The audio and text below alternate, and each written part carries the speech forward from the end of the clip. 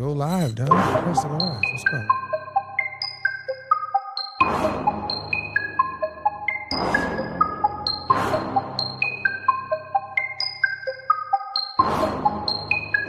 Experts.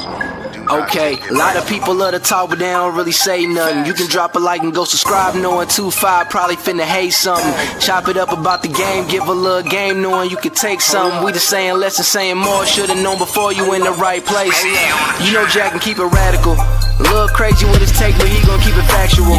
And you know he been a fan of wrestling since attitude. We ain't here to be the ones you playing with. Red steady dropping gems only for relationships. We ain't never thinking Liam Neeson if you take it. Come and tap in with your favorites. Hey, we gon' talk about your latest. Yeah, come and tune into the station. Come and listen to this conversation. Like and subscribe, we going live. We gon' tell you what you need to hear in perfect moderation. Wait. It's like a game of chess. Remember we be saying more while they saying less. It's like a game of chess. Remember we be saying more while they saying less. It's like a game of chess. Remember we be saying more while they saying less. It's like a game of chess.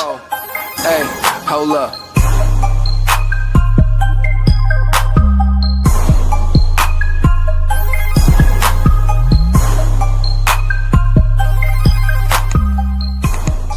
We are just people talking on the internet. We are not experts.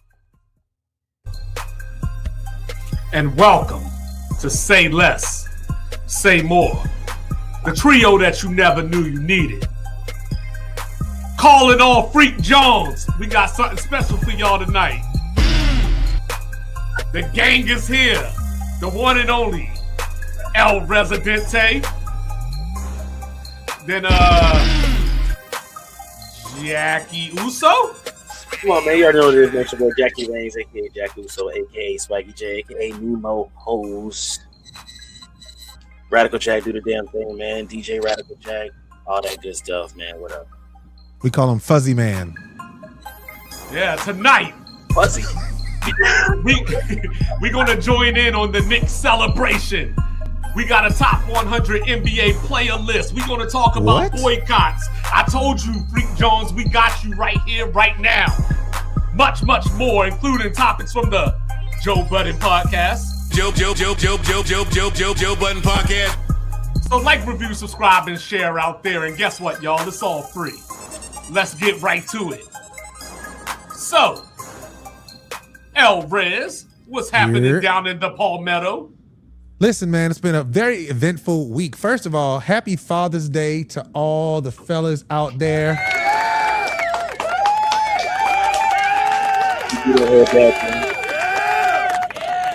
Shout out to all the kings out there, doing the damn thing. I'm gonna say that, 365, not just one day a year, but every day, showing up for your kids, showing up for your wives, showing up for your community. You are needed, you're necessary, you are loved, you're supported. And we just want to make sure we start the pod off with that. So first of all, I had a great Father's Day. I'm pretty sure the gentleman did as well. I spoke a little about it, but I'm pretty sure they're checking on it. We haven't podded in 2 weeks now.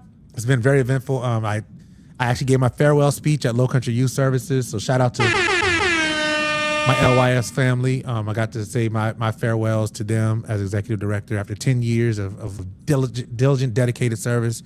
I got to say goodbye to them. That was a very bittersweet evening, but a lot of love was shared, a lot of tears were shed. It was just a great night.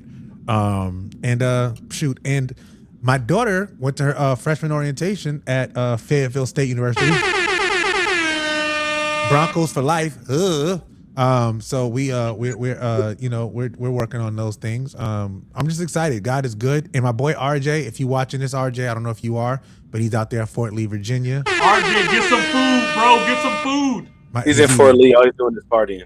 He's eating. And that's a good thing. But he's doing great. He checks in like once a day via text message. I'm just very happy, very blessed, and just ready to pod, y'all. What's happening? Yeah. What's up? What's happening on your side of the Alamo, Jack?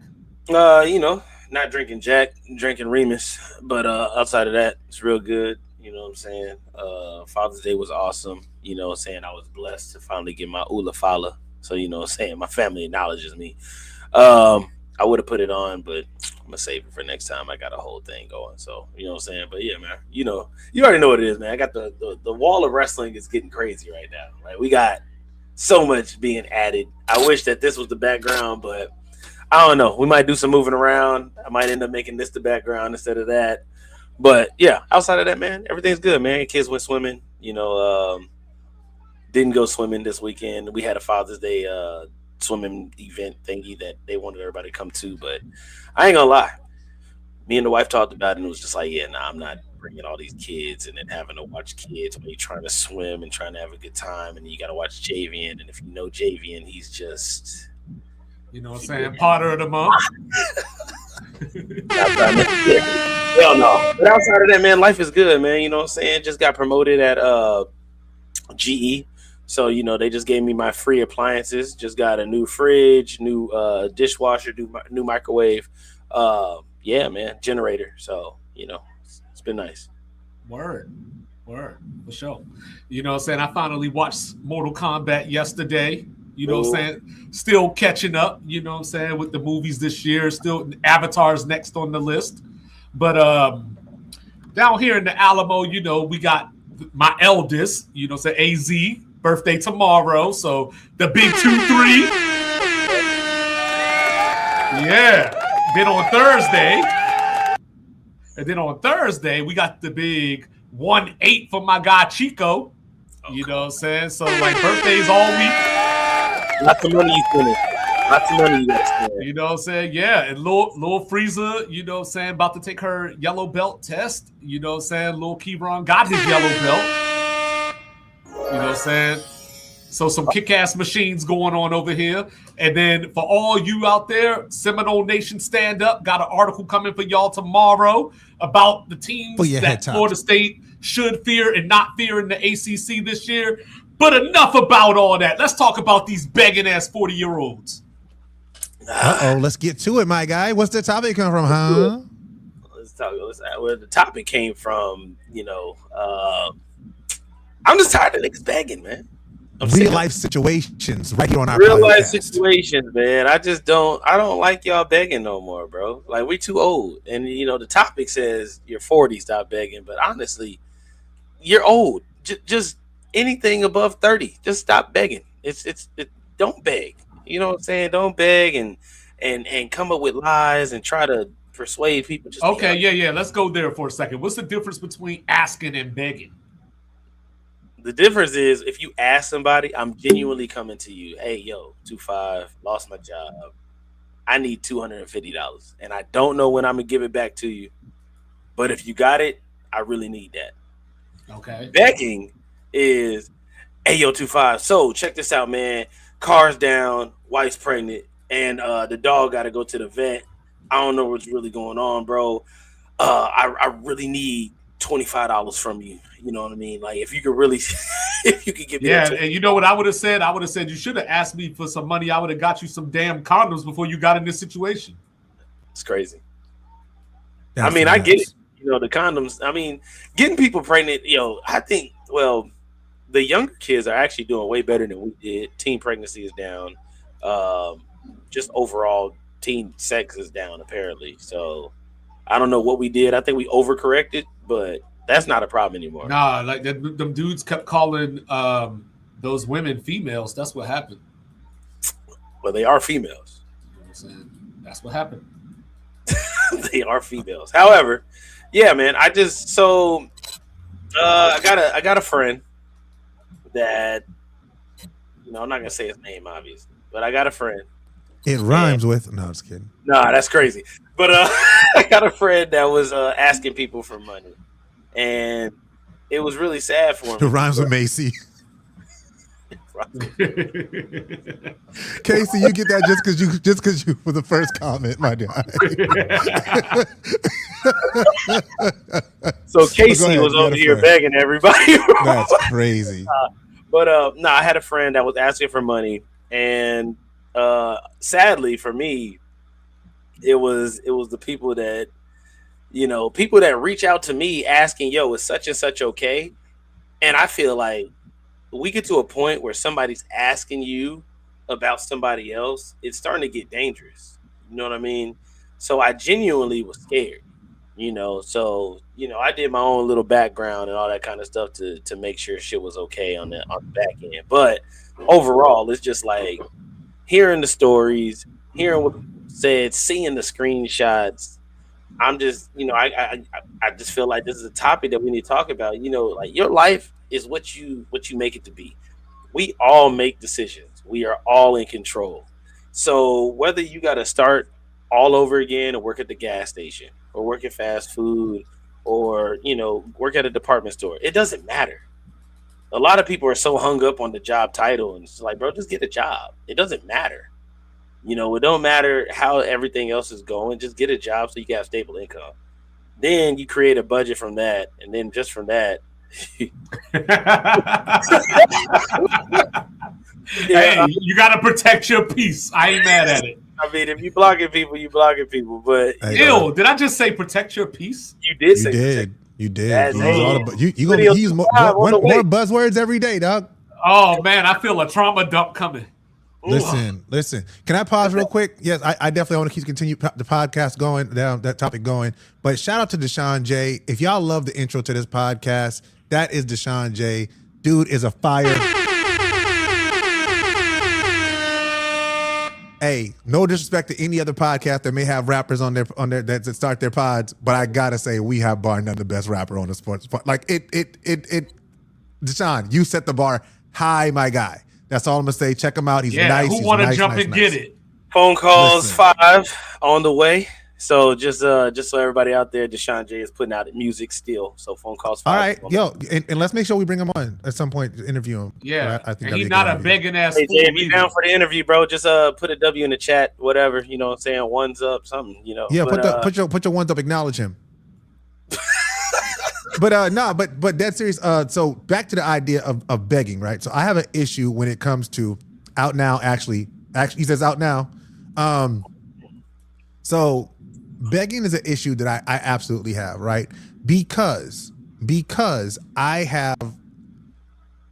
have worked very, very hard to get to where I am in life, right? I'm gonna just start right there. I did not start out with a lot of money. I didn't start out with a lot of stuff. I had to make sacrifices. I had to say no to things that a lot of people say yes to. I had to stay away from certain habits and certain things that take money out of my household without bringing anything into my household. So I had to make sacrifices to get to the place that I am in life where I have the amount of money that I have now. I don't have a ton of money now, but I have enough to do the things that I want to do when I want to do them without having to ask somebody. So when somebody comes to me and asks me for money, I'm like, okay, cool. What did you sacrifice before you asked me for money? Because I had to sacrifice to have the money. And this is even something I teach to my children. It's very important to me. Before you come to me and say, hey, Dad, I need to borrow money, I'm going to ask you, okay, cool. Did you not go eat out this week before you came out for money? Did you make sure that you were, wise with, the things you went out to when you were in the store? Did you buy that random thing? Did that those pair of jeans you saw in the store that you thought were nice jeans? Did you bypass those jeans? Or did you get all those things and then realize, oh, Dip, I still need money for, and now I'm asking you for it? That's a life lesson that a lot of parents, we don't give our kids those lessons. We give our kids the stuff because we want our kids to have because we didn't have. A lot of us grew up without a lot. So we want our kids to have the things that we didn't have. But what we actually do is we create entitled young beings who think that people are just supposed to give stuff to them even when they don't take care of what needs to be taken care of. So if I'm not giving it to my kids, homeboy, I'm not giving it to you. So like Deshaun J said, I would absolutely use the block button if you ask multiple times for money. It's just a thing I would definitely do. See, I'm about to start treating people like the bank. It's like, yo, I need a list. Show me your last 3 months of what you've been doing. You know what I mean?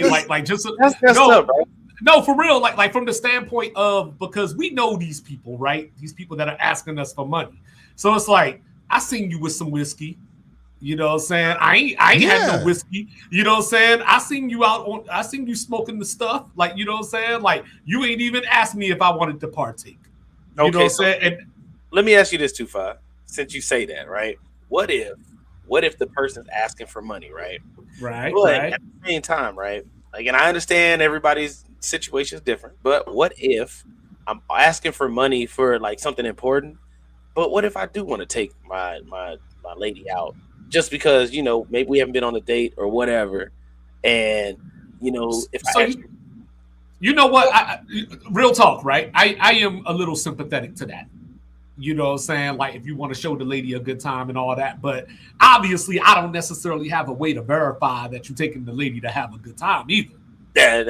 So you know what I mean? So yeah, that's something that I could be sensitive to, and I would want to help you out. You know what I'm saying? Especially if you come to me and say it's something that has to do with the kids.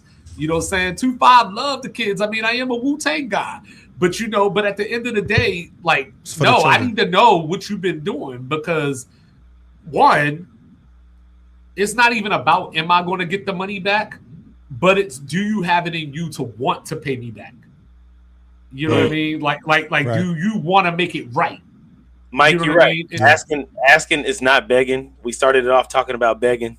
Asking for money is not begging. You're absolutely right. No. Begging comes in when you. You're right. No. Asking is asking is a one-time thing. Like, now, the thing is then when you're searching through channels to find me just to ask me, or when you ask 5 different people, you know what I'm saying, the same thing, we got to have a conversation, because if we close enough for you to ask for money, we close enough to sit down and figure out where your money went. Yeah, that's Doug, and like, dead serious. Like, okay, cool. You asked me for money. Have I seen you with a cigarette in the last month? Have I seen you with liquor? Have I seen you buying? Like, have I seen you at the bar? Have I seen you at the club? Have I seen you buy new clothes? Like, all these things go through my brain when somebody asks me for money. Yep. And this one's for you, Jack. You know what I'm saying? Faye is like the girls when it comes to that money. You know what I'm saying? Hey, look, let me tell you something, though. I have anybody who knows me knows this already, right? I have a rule. I have the big rule of 3. All right. Hey, if I can't do it 3 times, then I can't give you the money. I cannot do it. So if you ask me for $20, if I don't have 60, I can't do it. You know what I'm saying? Like, that's just how that works. And if you ask me for $20, I will have 60. I'm not giving you $20. Nah, look, but that's the thing, right, Rez? So this is the thing, right, bro? It's rough because I have a reputation as an asshole. So I try to keep that up, right? Most people don't ask me. People don't ask me. They know I have a reputation. I'm actually a very... Oh, not you. I'm talking to that woman. Oh, hey, man. And Jack, we got 2 of the wives on the pod. We got 2 wives watching right now. Oh, see what happens? See what happens? She's supposed to be, hey, I ain't even trying to be that guy. She's supposed to be busy making dinner, and I'm sitting up here talking about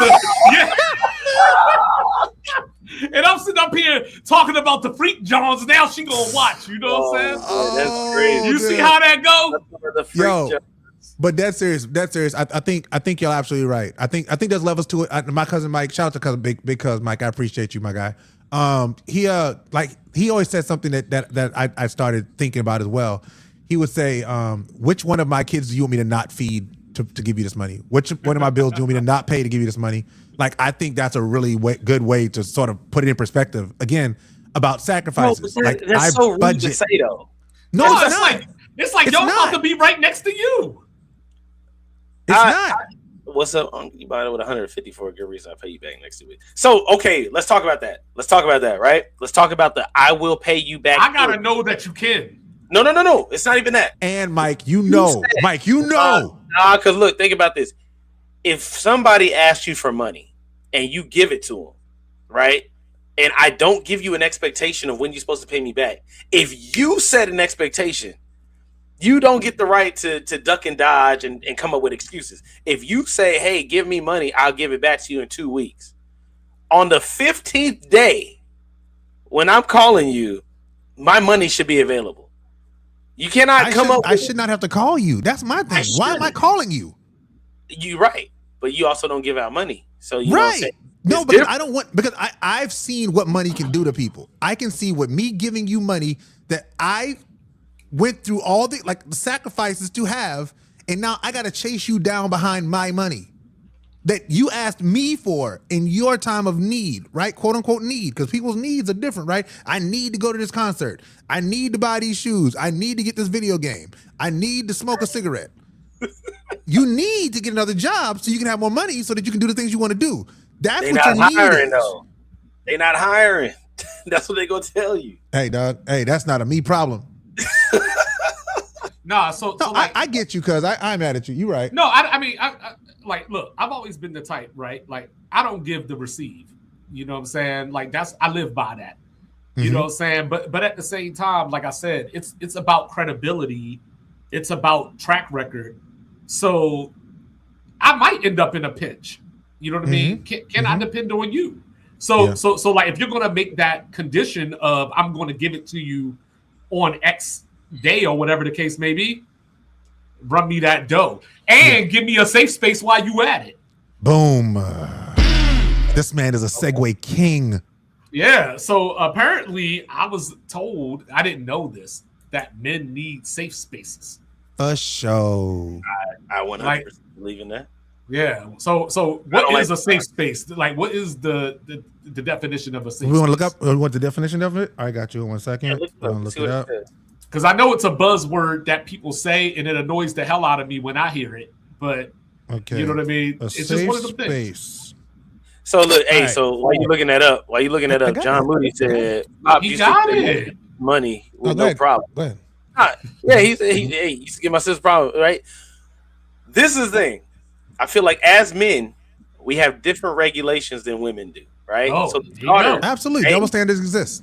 Double standards exist, right? My dad is not gonna have a problem with giving my sister $20 versus me asking for $20. My dad gonna be like, "Hold up, what do you need this for?" It's just a different thing, you know what I mean? And it's just what it is. Casey, all right, we're gonna keep it rolling. We'll come back to a safe space. But Casey said, what if someone asks and say, I'll pay you back in 2 weeks, and they do? Since they paid you back, can they come to you and ask again, knowing they will pay you back? No, Casey. No, they cannot. Present actions does not determine future outcomes always. No, Casey, they can't. Have to be you a know matter. why? Because you know what I realized when they do that, especially the second time, Casey? You have terrible money management skills. Like, it's one thing living check to check. When you live in mic to mic, that's wild. No, your livelihood should not be dependent on what I have in my bank account. That is nothing. The two things should never. Let's say I do, like, and there have been times I made extreme, like somebody's been in an extreme situation, right? And I've let them borrow the money. Okay. Even if they're giving it back to me, like I tell them, all right, this was a one-time thing. I even tell them when I did it, I was like, hey, I don't do this for anyone. So if I decide to do it this one time, don't come back to me again. Ever. No. I don't care if it's for $10, $100, $1,000. I had a homeboy that I love with my whole heart. And he asked me, he was in a really tough situation. He didn't even ask me for the money. He didn't even ask me for it. I knew what the situation was. He knew what the situation was. We had a conversation, and I realized it was either this man get this money or something really dire was about to happen. I lent him the money, and he got it back to me when he could. So that was extremely situation. That was extreme. There's always an exception to the rule. Yeah, there's an exception to every rule. But in that case, he gave me that money back over time. He couldn't give it back to me all at once because it's a lot of money. But he gave it back to me over time, and we never talked about it again. We never mentioned it again. But if you would have came back to me that next week and said, yo, man, now I'm out of that. Can you give me another? No, get out my face. And I love you. That makes sense. I'm not mad at it. I'm just saying, everybody's rules. Why haven't we pursued a second job yet? That would be my question. Why? Okay, cool. Why haven't we pursued? Okay, cool. Show me your job applications from where you. Cause I'm not trying. It's not elite. It's not an elitist like mindset. This is literally why your girls still watching Power reruns during the day. It's crazy. We have to have self-discipline, and we have to teach people like stop. Like, that's not cool to me. I don't like it. I don't like it at all. Geez, hold I'm not that hard. Lindsay said, I asked my dollar for like $1 at 12:13. He told me to stand on the corner. Don't be giving away our role play secrets. That is crazy. That is insane. Your dad is trash. That is nuts. Like, that's crazy. That is not good fathering. That is not good fathering. All right, but look. All right, safe space. All right, cool. Casey and Mike said we tripping. But thank y'all for tuning in, staying in. We with y'all. All right, so a safe space to the safe space topic, right? Because you do have to be in a safe space to be willing to ask somebody for money. So, boom. All right, so a definition of a safe space is an environment, physical, emotional, or digital, where individuals feel secure and free from bias, judgment, harassment, and emotional or physical harm. It allows people to express themselves openly without fear or ridicule or discrimination. If you enjoy safe spaces, put safe space in the comment section. Also, if you have a different definition of what a safe space is, put it in the comment section. There you go. And if you hate the word safe space, put that in the comments too. If you hate the word safe space, put it in the comment section. Because Mike said I wasn't alone. Since you hate the word safe space, go. Well, I just feel like at some point you got to be an adult, right? Like, so at the end of the day, I understand feeling like you're going to be ridiculed. I understand feeling like you're going to be attacked. But if it's something that's true and dear to you, you know what I'm saying, then you got to express yourself. Now, yeah, there's a time and place. You know what I mean? There's settings and all that kind of stuff. You shouldn't be able to just say what you want, whenever you want, wherever you want. You know what I'm saying? It's situational.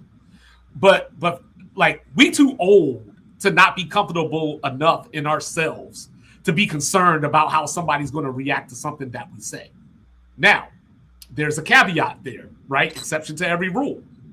You know what I'm saying? Like, there's probably some things you ain't going to say to your girl, you know what I'm saying? Because your relationship going to change after that. You know what I'm saying? So I understand the need for a safe space. Mm-hmm. You know what I'm saying? I just hate that safe spaces have to be announced in that way, or that you have to ask for a safe space. Like, your space is safe or not depending on who you choose to have in your life and who to talk to. Don't have people around you that you can't have a safe space around. I don't need to announce that it's a safe space. Okay. Right. I feel like, I mean, obviously it's a buzzword. We don't like buzzwords, but the safe space is necessary. C5 right? doesn't like buzzwords. I don't like them either. I'm not a big fan. But you narcissist. But not exactly. It's crazy. But or diabolical. That shit. Diabolical. But the safe space is cool. Everybody needs one. Everybody needs at least one person that you can just vent to, get it all out, and they understand, like, all right, cool. Like, you finally, you released it, and then you move forward. Everybody needs at least one person for that. What I will say is, I don't recommend that people do that with their spouse. You should not vent everything in you to your spouse. You know what I mean? Because some shit just some shit you just got to keep to yourself, because it can be held on. It can be taken the wrong way. You might just be having a bad day and just might want to say, like, oh, fuck everything. I'm done with this shit. You don't want to say that to your spouse because you don't really mean it. You're just angry in the moment. And it's just like, you know what? I just need to get this out because I'm having a bad day, having a bad week. But everybody definitely needs a safe space. If you don't have, that one person or two people that you can vent to, you might want to figure that out, man. And I mean, not even being funny, use ChatGPT or find a counselor or something. Do something that's going to be able to. You need some way to get that outlet. Yeah. Everybody needs an outlet. You got to go outside and scream sometimes. So if you don't have one, please find one. Go to a rage room. No, I agree. So I actually believe the exact opposite of what 25 said earlier. I think, and y'all, we've had this discussion, right? I am of the majority belief. I like, with my entire core, I believe that most people do not mean you any good. I believe that most people are listening to what you have to say to twist it and turn it and to make it to what they want it to be, so that they can use it against you one day. Which is why I conduct myself the way that I do publicly. My safe spaces, I have very few spaces where I can just talk the way I want to talk. I talk to y'all. I talk to Toya for the most part. I talk to my cousin Mike. I talk to him when I talk to him. Sam, I can talk to Sam. But like my brother Ricardo in Delano, that's what, 7 people in the whole world of all the people that I know. Nobody else really, Javar. There's nobody else in this world that gets that from me, because those are. No, that's a pretty long list.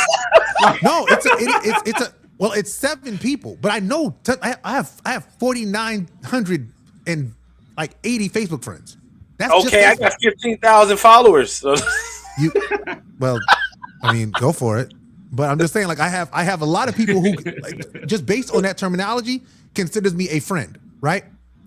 Nah, But you're right. everybody's not a safe space. I'm not telling all those people everything I think about everything. I'm just not. I'm not telling those people everything about the way I live my life because they're not a safe space. If I have a rough day at my job, I don't go to the internet and say that I had a rough day at my job. I don't even do that because I don't trust the internet with that. But you shouldn't do that anyway. So. I know. That's my point. I agree with you. I like to keep because in a everything safe space, I can come like Jack. We had some conversations today, right? You wouldn't do that on the internet. You wouldn't be like, oh, because who knows who's looking at that and what they want to do with it. So I'm very, very, very particular and specific about people that I even share my actual real, like y'all get a version of me on the internet, which I hope y'all like, I hope you enjoy, but that's just a part of me. I'm an ogre, just like I have layers like an onion, like Shrek. Like I also have layers. It's just that the layers that I have just look different than Shrek's. You know what I'm saying? It may be a more polished exterior. But on the inside, like I have things that I don't want to share with people because I don't know what y'all would do with it. I don't think, and I've said this before in previous episodes, the internet doesn't love us. No, hell no. The internet does not love us. So I treat the entire world like the internet for the most part. I have people that I share with, but even with the people I share with, I only share what I'm willing to share. There are very few people I would share everything with. I think that's a very good practice. I agree. I like that. It works for me. Like it works very well. I agree with you, man. You gotta have your people that you can talk to, and you know what I'm saying. And I think that there's even a layer to that, right? Because you got look at that. Oh, I must say, look, I'm a green flag. You are a green flag. And Talia has not said nothing about me yet on this podcast. That's crazy. Go ahead. If it feel better, Ariel's not saying nothing about me either, man. So it's okay. You know what else has layers? That's rapper brain right there. Yeah, but doesn't he say that on Shrek? I think he says that on Shrek. He does. Donkey says on Shrek. Donkey says on Shrek. Yeah. Doesn't watch movies, so of course I love movies. So look, there she is. Hey, Boogie. All right. Hey, Boogie is in the building. Hey, Boogie's in the building. Tea Time's in the building. But hey, while we at it, you know what I'm saying? We talking about all this good fun stuff, but why men can't be losers, bro? Men can't be losers. But wait, before we get to that, can we just talk about like the importance of safe spaces for men? Okay, because so that's important. Oh yeah, we did. Yeah. Oh wait, let me say this, right? So there's different safe spaces, right? I'm never gonna come to you guys and cry. I'm gonna go to my wife and cry. Okay. I don't need y'all to see me doing that, right? You could. My wife, I could, but I'm not going to. Right? My wife is the place where I would go, where it's just like, A Boogie. Everything is going wrong, and I would go to her, even though the internet tells you not to do that because the internet's stupid. But I would go to my wife and cry because that's the one person I know I could just like release, and it's like, all right, like I'm cool now. You know what I mean? Yeah. And then it's like, okay, cool. If I want to talk about, I don't know, some finances or something, I don't know. I'm the kind of person where, depending on the age bracket, the age group, I'm going to go to those kind of people. Also, I think it's a very, very big deal. Don't go to single people with married problems. That's dumbest shit that I see people do. You go to single people with married problems. They don't know what the fuck that you're going through. And not just any single person either. Like, the motherfucker that ain't had somebody in like 4 years, too. No, like or the one that's got a boyfriend or a girlfriend every other week too. Like, not me for money. It's crazy. Crazy. That's crazy. That's one of the things you ain't supposed to say in public. She breaking the fourth wall. How you doing? This is not. Hey, Donna. This is not a men's space. This is an open space. You are welcome to join the Say Less Say More podcast. Thank you so much for watching. We appreciate you. But yes, I really want to harp on that though. If you don't have married friends and you're married, or if you're in a very committed relationship, because it's not just marriage, Casey. If you're in a very committed relationship, don't go to niggas that are single for advice. They don't know what they're talking about. More than likely, they're gonna tell you she's a bird. oh, it's cool. You can find somebody else, plenty of fish, all the same stuff that most people are going to say. Oh, man, I wouldn't touch you're talking to me like that. That's fucking crazy. Yeah. Don't go to people that are going to give you advice like that. They don't know what they're talking about. You want to talk to people that are older, people that have been in there, people that have been through situations. They're going to tell you, okay, this might be a rough patch, but y'all can figure it out. Keep it rolling. You want all positivity or you want realistic outcome. For sure. You know what I'm saying? You also need somebody who's going to tell you you're fucking up. That's it. You are not always right. That's it. That is the biggest thing. Stop going to people that, I just want to hear yes. You need somebody who's going to tell you, no, you're wrong too, and you need to sit back and listen.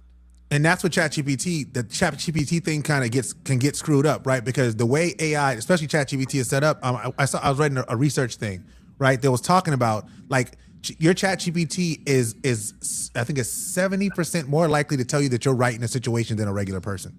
Right. Because like it's literally designed to sort of like be a mirror to you. It's not there to tell you. It's not there to really be an accountability partner. Like you would literally have to say like the sky is brown. Yeah, you have to like say the sky is brown for your ChatGPT to say wrong. But if you give them a situation and say, "Am I wrong for doing this?" It'll try to make you sound right. Even if it's like the really nice friend is like don't want to tell you like, "Hey, like yeah, you wrong," but she was wrong because she da. So having those people is very important. But Jack, you said something that's really important about having somebody that does have a certain level of expertise or experience in that area who will tell you, hey, you're bugging a little bit. Like, I get you, I feel you, I love you, but you didn't have to, you were wrong in the way you did this. You didn't have to do this that way. Right. So because you can be right and handle it in the wrong way. Like that's an absolute thing. So that's why it's important for men to have safe spaces, because like I will tell you, and if y'all don't know this, ladies, men, whoever, if a man ever says, "Hey, can I be real with you, or can I ask you something?" Like that takes a lot for a man to do that. That's really the impetus of our friendship. Is one of those, hey, is it all right if we talk about, and then it grew from there. So you never know. For a man to do that, that means that man has a lot of respect for you. It takes a lot. He has a lot of respect for you, and he thinks that you're going to give him something that he needs in terms of support, of an ear, of some kind of expertise. So when somebody does that, please don't take it for granted. Please don't push them away. Even if you're busy right now, let them know, hey, I can't talk right now, but I'll be available in a little while. So I just want to make sure I just said that, because that's important. Safe spaces are so important, even if we can just use different words so 2-5 won't be upset about the word. Would be great. All right. Yeah, let's talk about these losers now. Let's do it. Okay, so men can't be losers like women is the title, but this is the thing. It's not, that's the title. That's not what it means. Like, do I need to do ISO? Oh, you don't need to do ISO. This is the thing. No, wait. Because look, this is the thing, right? This is the thing. Me and my brother, because I don't have a problem busting my sister out. Oh, come on, Casey. Don't be like that. Oh, Casey's crazy. Me and my brother, right? Me and my brother have our own families, right? We got to take care of our families. We got to live on our own, blah, blah, blah, right? My sister still live at the crib, right? It's cool for her to live at the crib, though, because she's not a man. And she's not expected to do certain things like me and Tyreek. If me and Tyreek were to come back home at this big age, everybody be looking like, okay, you have 2 months. After those 2 months, you gotta get out of here, buddy. Yeah, you gotta figure things out. And if we take it off of that and we take it just into a generalized portion of this thing, at the end of the day, most women, if you're not working or if she's going through a struggle, people are going to have sympathy for that. Whereas men are told, hey, get your shit together and figure it out. Because nobody's going to sit up here and hold your hand through this, through that. Nobody's going to walk you through it. That's why I said men can't be. Because at the end of the day, we have a world that also pushes everybody into coddling women and pushing men to just go ahead. I mean, it's just like Lindsay said a little while ago. Men have a high suicide rate. Why? Because we feel pressure all the time. So are you saying men aren't allowed to be losers? Yes. Is that what you're saying? Okay. It's not acceptable. Okay. It's not acceptable. Okay. It's not acceptable. Okay. All right. Yes, because I was like, men can't be losers. Like, no, men can absolutely be losers. No, we just talked about losers. Right. So it's less acceptable for a man to be a loser, for sure. For sure. Oh wait, what was that? That's a black people thing we have to get away from. Say more. I agree with that a little bit, but in a different way, because I know I need to know which part is the black people thing that we got to get away from. Is it the kicking kids out early? Is it the letting kids come back home? The kicking the kids out for me for sure. Support. You know what I mean? Because a lot of absolutely be able to come home. Okay. For how long though? It depends. I don't know. 40's pushing it. Yeah, that's rough. 40's pushing it. Because, but I do think that it is a part of the culture. Like I hear parents talk about it all the time. As soon as he hit 18, yeah, you know what I'm saying? You out of here. No, I don't agree with that. I think I don't agree with that either. Is crazy. I think you kicking your kids out of 18 is crazy. You shouldn't just kick your at 18. You don't know shit about life. You are still a child.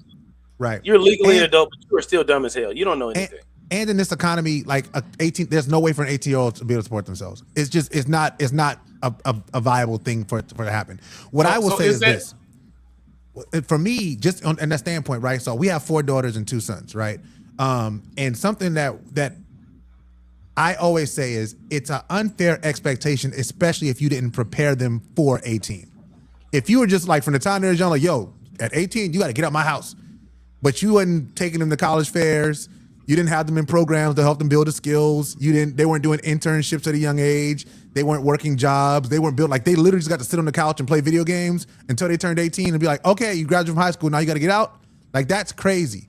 But for me, I always told my kids, and again, everybody's parenting is different. So when I'm saying stuff that I'm saying what worked for me and for my family, something I've really impressed on my children at a very young age is you can be whatever you want to be in the world. Whatever you tell me you want to be, I'm going to help you become. I don't care what it is. I'm going to help you become that thing. But understand that you have a certain level of like, I'm going to allow you to decide for yourself up to a certain age. And then after that age, I'm going to sort of push the gas pedal and onto something that I know could be successful, right? For example, my son, RJ, I told him, listen, you have until until 11th grade to figure out what you want to do. If you don't know by 11th grade what you want to do, then my part of the plan gets kicked in. And my part of the plan is we're going to basic training, 11th grade summer. You're going to join the National Guard. You're going to basic training your 11th grade year. And then your 12th grade year, you're going into the AIT. And then you can decide from there if you want to go to college for free or if you want to go and hit the actual military. Because what we're not going to do is be sitting here at 20, 21, 22, 23, 24, 25, and you've just been kicking it and like farther away from school. So it's harder to get back into college. Probably you made some mistakes that have cost you some money, or going to cost you some time off your life, or you're just running these streets. I was never going to allow that to happen to my son. Never, ever, ever. And I thank God that we made it to this point, and my children have been able to be successful individually on their own. As they all had different routes. They've all had different routes, but all of them have had the understanding, expectation from day one that this is how the game is going to roll. But so that's sort of been it for me. A lot of parents don't put their kids in position to be successful. So that's sort of where I'm at. But if RJ at 40 years old ran into a bad spot and needed to come home, he could actually come home, but he just couldn't stay home. There'd be an expectation. See, and that's the tough part for me, right? Because at 40, it's hard to say they can come home because at 40, you could have an entire family. At 40, you could have 6 kids, and like it's a tough thing to really say. I guess my biggest thing is at 40, you would just pray that your kid is at a place where they never even have to walk into that situation. But if you had to, of course, I think every willing parent would open their house, whether they got to open the living room and 2 bedrooms, whatever. If you got the space, you got the opportunity to do so, you would. But I also think that goes back to what we were talking about earlier. Like reasons matter too. Yeah, for sure. You know what I mean? Like why are you coming home? Like the if you why just ran matters. into hard times, you got laid off because these things happen. Absolutely. You know what I'm saying? If you just been out fucking off, you know what I'm saying? Or what's the difference between, or I guess, where's that line of you can't come back here, but I'll help you get an apartment or something along those lines? I think that is probably more realistic for the 40 but it's also based off of how much money you have as well, because everybody's not just walking out here with deep pockets. Right. So I think at 40, I mean, that's a tough situation. I don't know. Me personally, I'm too young. So, like, I'm not even 40. So, you know what I'm saying? Like, me thinking that way, I'm just like, yo, no way. Because I wouldn't even think about going home now. So, I think my talking point would be more so kicking my kid out of 18. That is something I do feel like is a stigma that we have to let go. That is something that I think we do too much of, and we harp on, oh, once they're 18, they got to get out of here. Mm-hmm. Tyreek is funny as hell. So my thing is, my kid, I feel like as long as you are in college and working, then you can stay at home. But you got to be in school. I'm not the fan of they just got a job and they're good to go. Because I'm also a partaker in have a plan, or I'm going to have a plan for you. Because everybody in my house will go to the military if you don't have something cooked up or conjured up by the time it's time to become an adult. Yeah, we're going to go to the recruiter and you're going to figure this thing out. Because at least I know you're not going to be a loser. You know what I mean? So, well, you know what? I'm tired of this shit. We've been talking about losers enough. Let's talk about some winners. The New York Knicks, boom, NBA champions, beat the Alamo Spurs in 5 games. De'Aaron Fox finals MVP. Jalen Brunson finals MVP. So, big Jalen. Thoughts? I'm gonna say go Knicks. I'm happy as hell for them. It's been 53 years. I understand we wanted San Antonio to win because the city, but San Antonio's had 5 championships. You know what I mean? So we're good. Charity championship. Look at you. That's crazy. Fuck the Knicks. That's crazy. That's crazy. Look, don't be mad because your team is ass. First of all, like nobody's thinking about the Washington Bullets, Wizards, whatever y'all are. Nobody cares about y'all. Y'all don't exist. So, I said, and we just gave Trae Young 212 today. New York Knicks. He said, "I'm out." I'm just saying the Knicks deserved it. I think New York gets it. This will never happen again. New York is not going to win again. So I think that this is the one thing that they deserve. You know what I mean? Like it's fire, but. Outside of that, hey, support to the Knicks. I'm glad they got it. Their parade was trash. For a city that's been waiting this long to have that whack ass parade, hey, whatever, man. But congratulations to them. They earned it. It's been 53 years. My big thing is I'm happy for Spike Lee. As a person who's watched Spike Lee films and seen Spike, he's like the Jack Nicholson. Jack Nicholson's always at the Laker games. Spike is always at New York. So me personally, I'm glad Spike got to see it if nobody else. So let me ask y'all a question. So this is the 8th straight year that we've had a different NBA champion. Do y'all like that, or do you want dynasties back? Parity. It's not a bad thing, but are you building a dynasty? I don't think so. Also, Vegas, ever since betting has become this thing, dynasties are disappearing. So I got my own conspiracies on that, but yeah. I'll say I think the different teams winning is like good for parity, but it actually is pretty proven that like people like when the same team wins repeatedly, because then you can have a team to either like gather around and love together or gather around to hate. So that sort of does dynasties are what would really drive ratings. The outliers are really like the Knicks, which is from the number 1 media market in the country, or the Lakers, number 2 media market in the country, or Chicago, number 3 media market in the country. So when those teams, outside of those teams, like they would prefer to have different teams. It's the same team winning over and over again because there's a polarization that happens, whether it be on one side or the other. You think about when Golden State was winning, people started watching because they're like, oh, we either want to see Steph win another one, or we want to see if people can stop Steph and KD and all of them together, or they want to see Bron winning, or they want to see LeBron lose. Like that type of thing does like sort of to drum up support, drum up. Yeah, because we got 4 straight years of Warriors and Cavs, or was it 3? It's 5, right? No, it was 4. Was it 4 or 5? I think it was 4.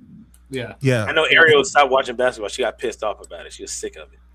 She hated Yeah. the Warriors. Okay, what does it depend on the sport? Because I know For me, I think basketball thrives. It wasn't 4 years of Warriors. It was 3 years of Warriors Cavs because the fourth year was Warriors Raptors. Okay, I think it does matter though, because I think in the NFL we don't mind seeing that different team, because the NFL, unlike the NBA, has done a really good job at people being fan of teams. We don't get caught up on the players. We're caught up on that's my team. So I think that works out better versus the NBA. You're used to the Michael Jordans, Kobe Bryant's, John Walls, Chris Paul's. You know what I mean? Like you're seeing the face, so you get attached to that player. So it's different because you want to see those players doing things. Yeah. You know what I mean? So you're more attached to the player, and the fans become, I'm following LeBron wherever he goes type shit, instead of, it's Laker Nation or Heat Nation. It's different. Basketball, they need the dynasties. It works out better for them. So how impressive were the Knicks in this championship run? They were very impressive. You're being funny.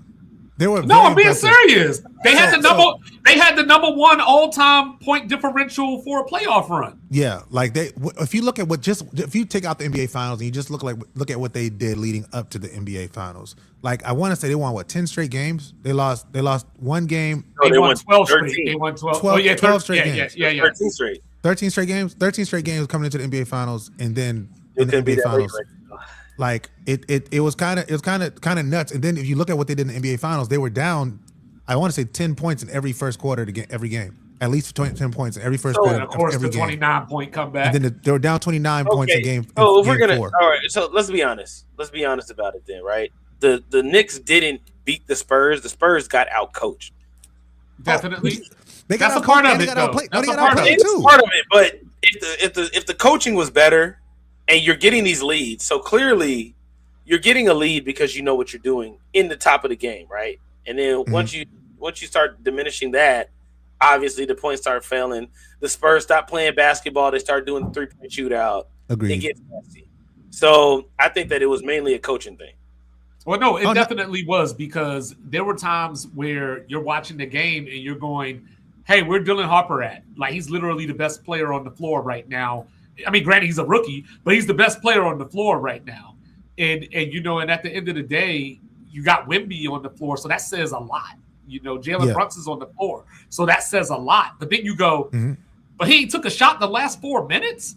Or you look around and De'Aaron Fox, dumb stuff. Holds the ball. Stephon Castle went like whole games with getting like two or three shots. Yeah, and Wemby shooting all the 3-pointers. And the game that they were up 29, they shot 11 more 3-pointers than the Knicks. So you would think with the team coming back, they're jacking the shots and maybe they just got hot. That's not what happened. No, the Spurs shot themselves to a loss. Out the game, yeah, they exactly. Did. Yeah, that's my problem. But guys, not to steal, the language and everything, but I got a list. Uh-oh. What's your list, my guy? It's on. There it is. Throw it up there. We got the top 100 NBA players of all time. This is Blake Spadaro, whoever that is. Yeah, shout out to Blake Spadaro. God bless you, I don't know. All right, so thank you for all you've done. I don't want to bore everybody with the list. You know what I'm saying? Obviously, we got a list of 100. I just want to look at this 1 through 50. I think we should just go through the first 12 and just see what you think. MJ number 1. I think everybody agrees with that. No, they don't. No, they don't. Okay, not people that are dedicated to sports. Obviously, we can make an argument for Kareem. Cool. It ain't Bron. Yeah. We got Bron at 2. So okay, how about this? First top 3. That's pretty much. Yes. I have that top 3. I have that top 3 regardless of the order. That's the top 3. Yes. That's the top 3. Okay. Now you got 4 and 5. I'm personally gonna take. I'm gonna take 5 over 4, but that's just me. Obviously, look above my head. You see, like Kobe gets disrespected in a place it just makes no sense. But the greatest Laker of all time is fifth place all time is being disrespected. Is crazy. I am definitely. I love Kobe Bean Bryant, but I'm definitely taking number 6 over him. 6. Well, okay, that's a cool opinion. Then you got Larry. I'm taking 6. Tim and Shaq. You taking Tim over Shaq? Yes. Because I'm taking Tim over Shaq. I'm taking Tim over Shaq.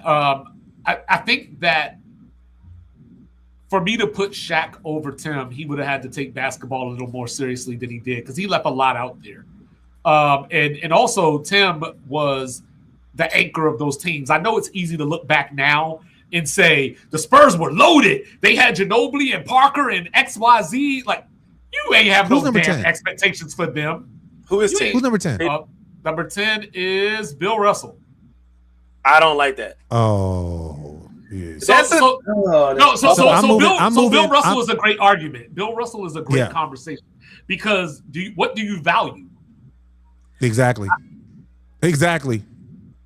I'm moving Wilt and Bill Russell into 4 and 5.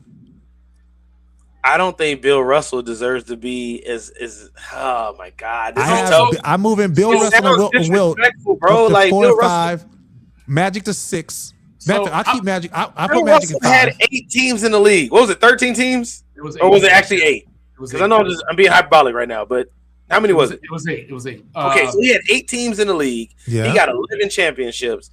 Yeah. He played against Wilt and what's his name? What's his name? I always use this stat. There were more Hall of Fame centers. There's only 8 teams, right? There's more Hall of Fame centers from the era that Bill Russell played in than any other era in NBA history. Right. And that's my point. I'm not being disrespectful. There were only 8 teams. There were only 8 teams. That's my point, though. You only had to go through 8 different teams. You got 11 championships. If your team is the best team in the world, it ain't gonna be that hard to beat them. So I'm glad that you said because it's not his fault that he was born when he was born. Obviously, he beat Wilt how many times? Yeah, every time they played.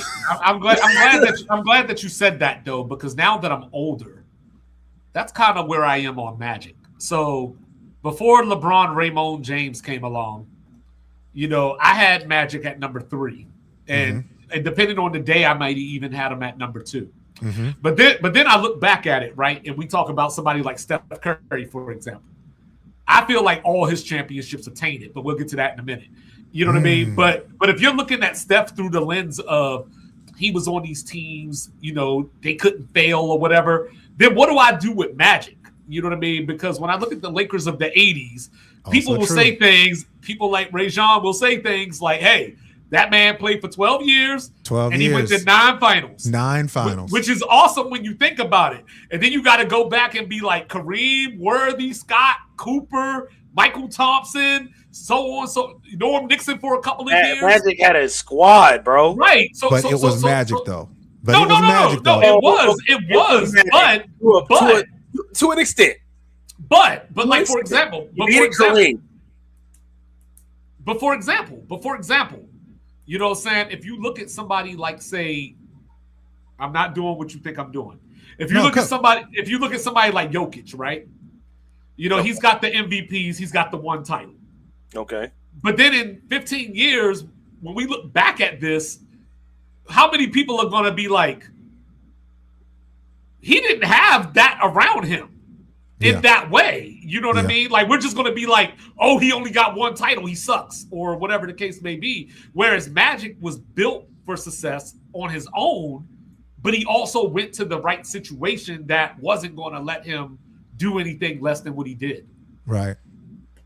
Okay. Yeah. I'm not mad at that. Yeah, no, I think he absolutely was in the right situation, but he also, you got to look at the teams that he had, like the teams they had to beat, like those Celtics teams, those Rockets teams, the Sixers teams, those Sixers teams, those Pistons? Bulls teams. Okay. Well, they lost to the Bulls, but they lost to the Bulls. But look what happened, though. You know what I'm saying? Like those Pistons teams, like dog, those wouldn't know. Like if it was a situation where it was like, okay, cool. If it was a 2016 Warriors, which to me, but for my money, is the greatest conglomeration of NBA talent in NBA history. There will never be a team that has that much talent on it comparative to what's on other teams. It just won't. They just won't. If it was that, I'd be like, okay, cool. Doug, they were playing against people as good or better than them every year. Okay, we can let that rock. That's fine. But the reason that I brought up Steph you know what I mean, is because that first championship the Warriors won, Kelly Olynyk tried to take off Kevin Love's arm, so he wasn't everybody there. died. They lost Kyrie in game one. Hold Yeah. on, but that's where it gets better. Better. So then the next year, Braun and them roll up like, let's run it back. Oh, you got this 3-1. You're 73-9. Say goodbye to all that. Say goodbye to all of it. You know what I'm saying? Then what did they do? Draymond They gets went to the suspended. parking lot. They went to the parking lot and got on some parking called- lot simping. And No. called Kevin Draymond Durant. called got KD. suspended, and Draymond then didn't even take a underdogs. shower yet. The underdogs called KD.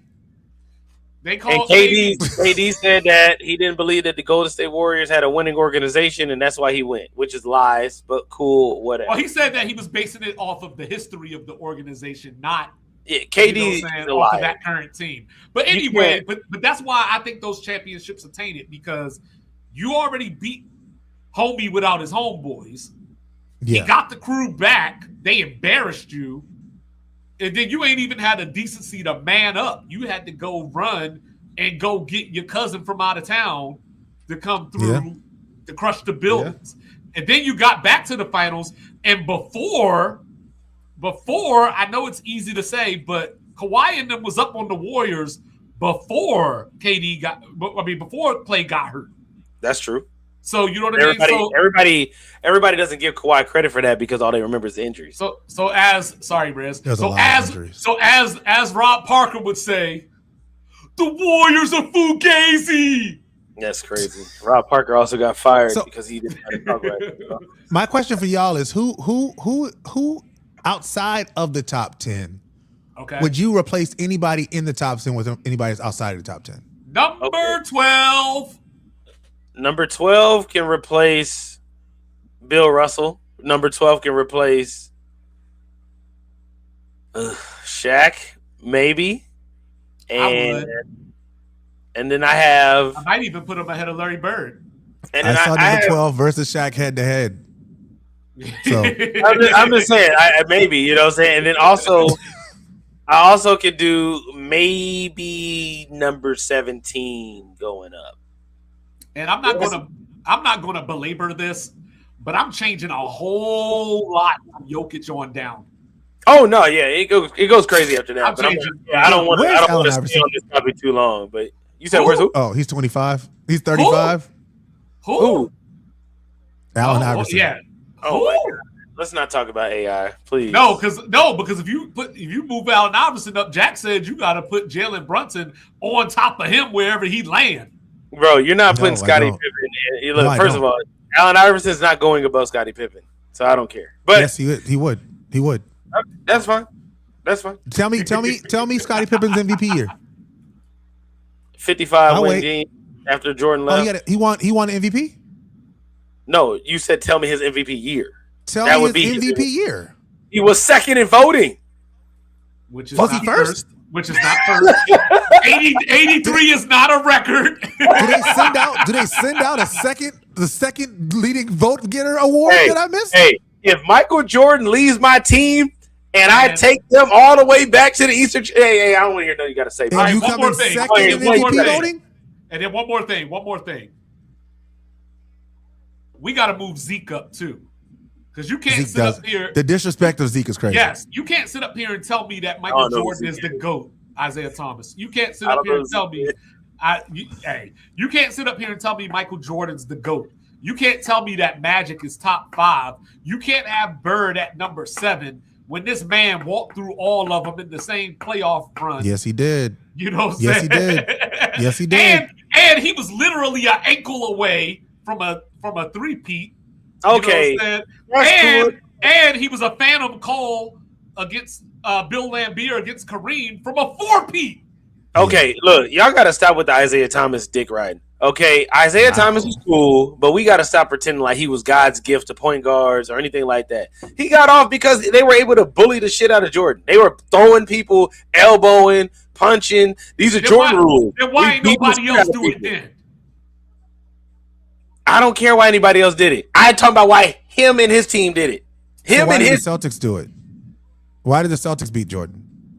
Because they were better. Word. They had a better team. The Pistons were also better. Yes, They but were a remember better when team. Pistons were better than the when Celtics. Jordan was getting Like, to the Pistons Isaiah at just that threw the pass point, away. no, when they were getting to the Pistons at that point, Jordan was getting beat up every game. That's all they cared about. Beat this dude up. They had to go to the weight room, get bigger. It doesn't matter.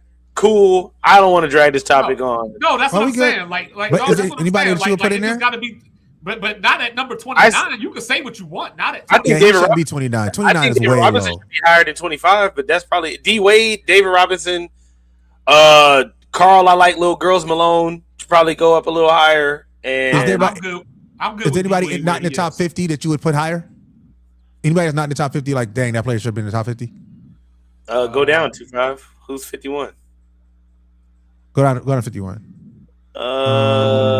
Quick. T-Mac should be lower. But nah, Okay, that's so maybe Nah, I don't James think Worthy, maybe James Worthy, Maybe Kyrie. maybe Tony no, not Parker. Kyrie, maybe Ray Allen. Tony Parker might be able to go up. Ray Allen should be higher. Carmelo did finish ninth all time in scoring. Yeah, he did. So there's an argument there. Jack is going to put Jalen Brunson up there. I ain't You have gonna do Jalen Brunson in the top 50? Nah, I ain't gonna do Jalen like that.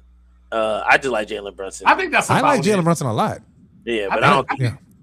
I think that might be it. I think everybody Yeah. else is where they belong. Yeah, This that works. isn't- But yeah, Maybe. Well, I was Good gonna job, say, Blake. Maybe Dominique. Blake did a good job. Good job, I'm not Blake. mad at We don't whoever hate this Blake list. is. Yeah, Hey, I like- Blake. Maybe Dominique, and maybe to a lesser degree, Bill Walton. You know what I mean? But that's just me. But Yeah. you know what I'm saying? Nobody, and I mean nobody, goes ahead of Nobody. the tribal chief. Okay, Cook. You know what I'm saying? The tribal chief, here he is, world champion again. The bloodline is up and raging. Main event, Jey Uso is back in the main event. Soon to be king of the ring. You know what I mean? You got Fatu falling in line, even though he don't take orders from Jay's punk ass. Right. This is our I wrestling say- segment, y'all. Huh? That's like this is our wrestling segment, y'all. Yeah, I know. 2-5 doesn't listen.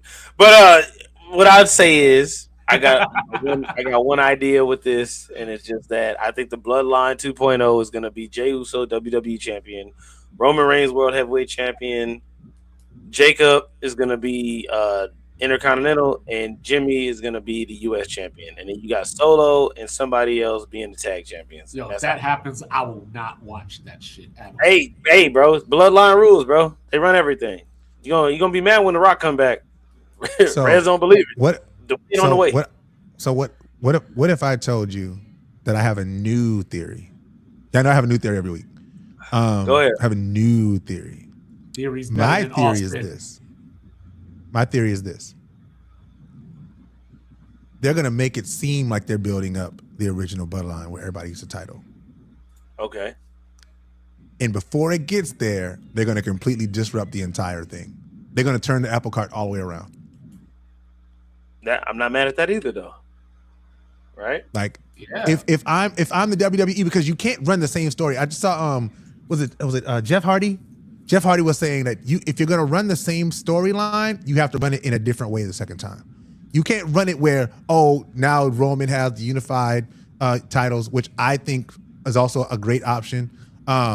Look at Solo Sikoa. He hit Jimmy. Why did he hit Jimmy? Yeah. See, there you go. Yeah, see? There you go. That's what I was talking about earlier. Yeah. So you can't run it where everybody ends up on Bloodline with all the titles. I think you start that process with like, oh boy, here we go again, and then something comes in and destroys the entire apple cart. And I don't know what it's gonna be. I don't know if it's that Oba gets the King of the Ring, and then starts to and then he says, instead of going after Cody, I'm gonna go after Roman, which is definitely possible. That'll be fire. And then then he starts to Roman's sort of mad go at through the Jey bloodline because one he's by not- one. But also Roman's mad Yes. at Jay because you brought this monster to my front door. Yes. Okay. Yes. So I'm really interested in seeing what happens. I really want to see in where seeing Solo happens goes. I want to see where Solo ends up in this whole thing.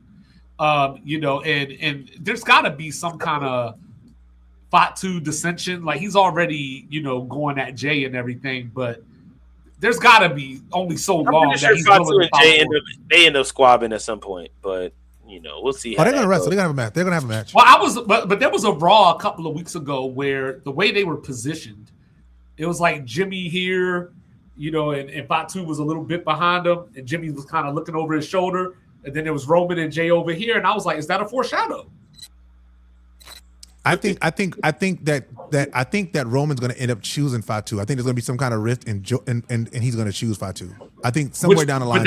But to your point, that would be kind of doing the same thing because this is just Fatu. That would be Fatu playing the role of Solo. Yeah. But why is Montez Ford wearing a Michael Jackson glove? Because Montez Ford is like that. Because he's an ice man. Oh, word, bless him. Bless him. Speaking of ice. Joe Budden Podcast. So, I promised you, Freak Johns, that we was going to turn the heat up in here. Okay, all right. You know what I'm saying? Now it's time to talk about some obsession in Roxy Reynolds. So, oh, whoa. Whoa. So, how's the decorum? Everybody's still here and not snoozed out. You know what I mean? So wake up. We still got 10 people. We here. What's up? 11. What's up? So from the Joe Budden podcast, Joe Budden Podcast. They got on the topic of Terry Crews and what he likes to do in his spare time, and you know what I mean. So that begs the question: is porn bad? I would like to start this off by saying, my gosh, this is about to be fun. Porn bad? Right? It's porn bad. Terry Crews' pastime. I think we have to say corn. I think we have to say corn. Oh, damn it. I forgot about buzzwords. I think we have to say corn. I think we have to. Okay. All right. Okay. So do you like your corn on a bushel? Nah, I'm not doing it. I'm Okay. not saying the C word. That's weird. All right, no, go ahead. All right. So is it bad? I'll just say word. That's weird, bro. Like corn. That's like saying grape. It's so stupid. These are words. But I do think that it's bad, actually. I stand on the side of, I think that it takes away your desire to want to have real intimacy. I think that it gives you false hope, false narratives. I think that it also builds up this thing where dudes are going to think that they're going to have way more attractive women than they actually will. And that's not their thing. You know what I mean? Like, I think that also self-pleasure is a negative thing. I think that you should hold that in until you're with your person. I think that you should wait. I don't think anybody should be masturbating. Yeah. Let's just put it out there that way. I don't think police is on me. Yeah, she is. But I don't think you should masturbate, bro. And I think that it's more than just beating your meat or whatever. But I think that it takes away your clarity. It takes away your focus. I think that corn is a negative outlet. You know what I mean? Like, and if we really want to dive into it, I think it's creating lustful spirits. I think that it adds to the spirit of depression. I mean, hey, I think there's a lot of stuff that you can link to watching that on a consistent basis. Yeah. And you feeling lonely and feeling like, oh, nobody wants to be with me and blah, blah, blah.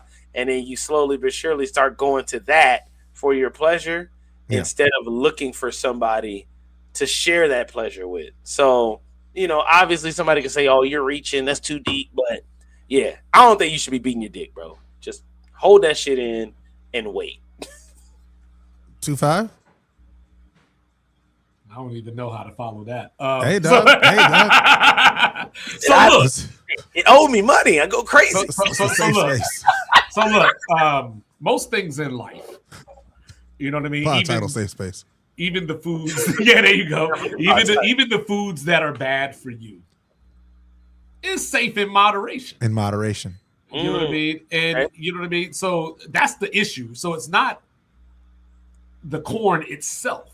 It's the lack of discipline from that individual watching it. Because going back to Mr. Cruz for a second, you know what I mean? Like he was tripping. Yeah. He was talking about like a 13-hour. He said he was watching it for 13 hours. Yeah, that man said he went to the gym, came back to the crib at 10, and was watching it till like 11. He said that's on You know what I'm average. saying? He's like, that's on average for him. Yeah, but see, to me, that screams out something. What are you? Yes. And your Yes. wife You are So- a weirdo. Yeah, What are you so and your wife doing? that's not the corn's fault. Right. It's not, but you're And it's not looking for moderation. But this is the thing, bro. You're looking for satisfaction in the videos that you're looking for, right? When you have a I don't think human, he's looking for satisfaction. dog, he's definitely looking for satisfaction. He's just going crazy. But No, he I has an think addiction. He just has an if addiction. you have a woman in your house and you can do these things that you're seeing on the screen with, why not just do it with her? And if we want to just take it somewhere else, it's Terry Crews. It's not Joe Blow from down the street. If you and your wife can't do these things, you don't need to watch Korn.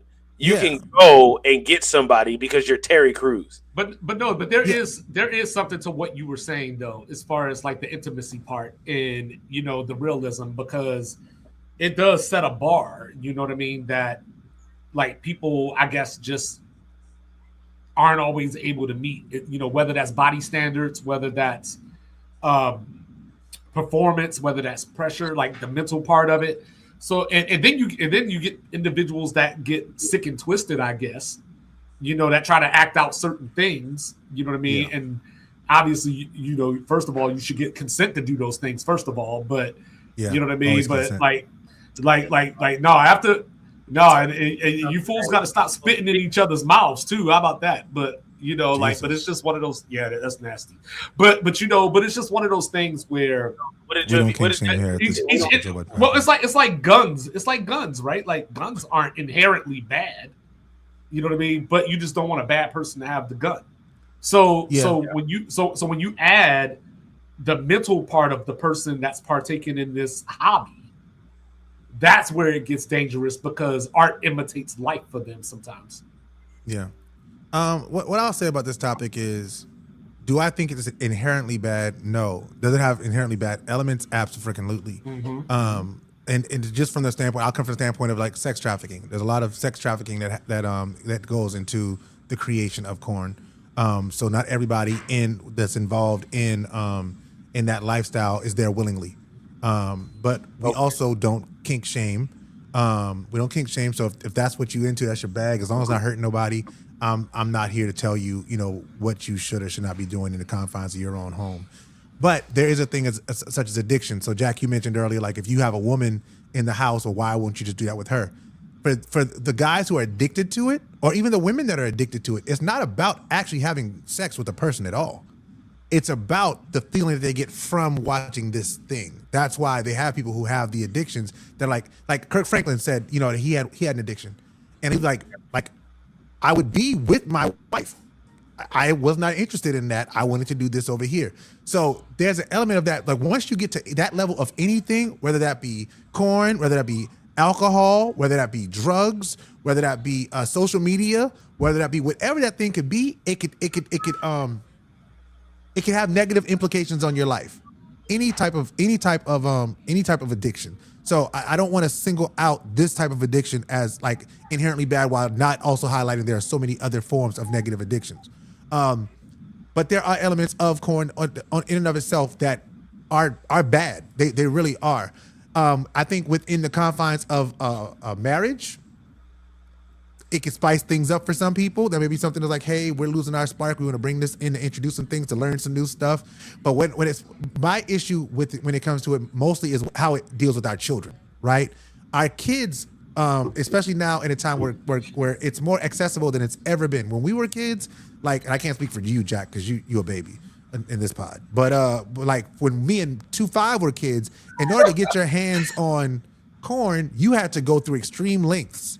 Right? You had to know somebody that knew somebody, or you had to have a black box in your house. Or you had to be Spider-Man. I'm pretty sure I grew up with having to get the videotapes and the DVDs. You ain't have the squiggly lines.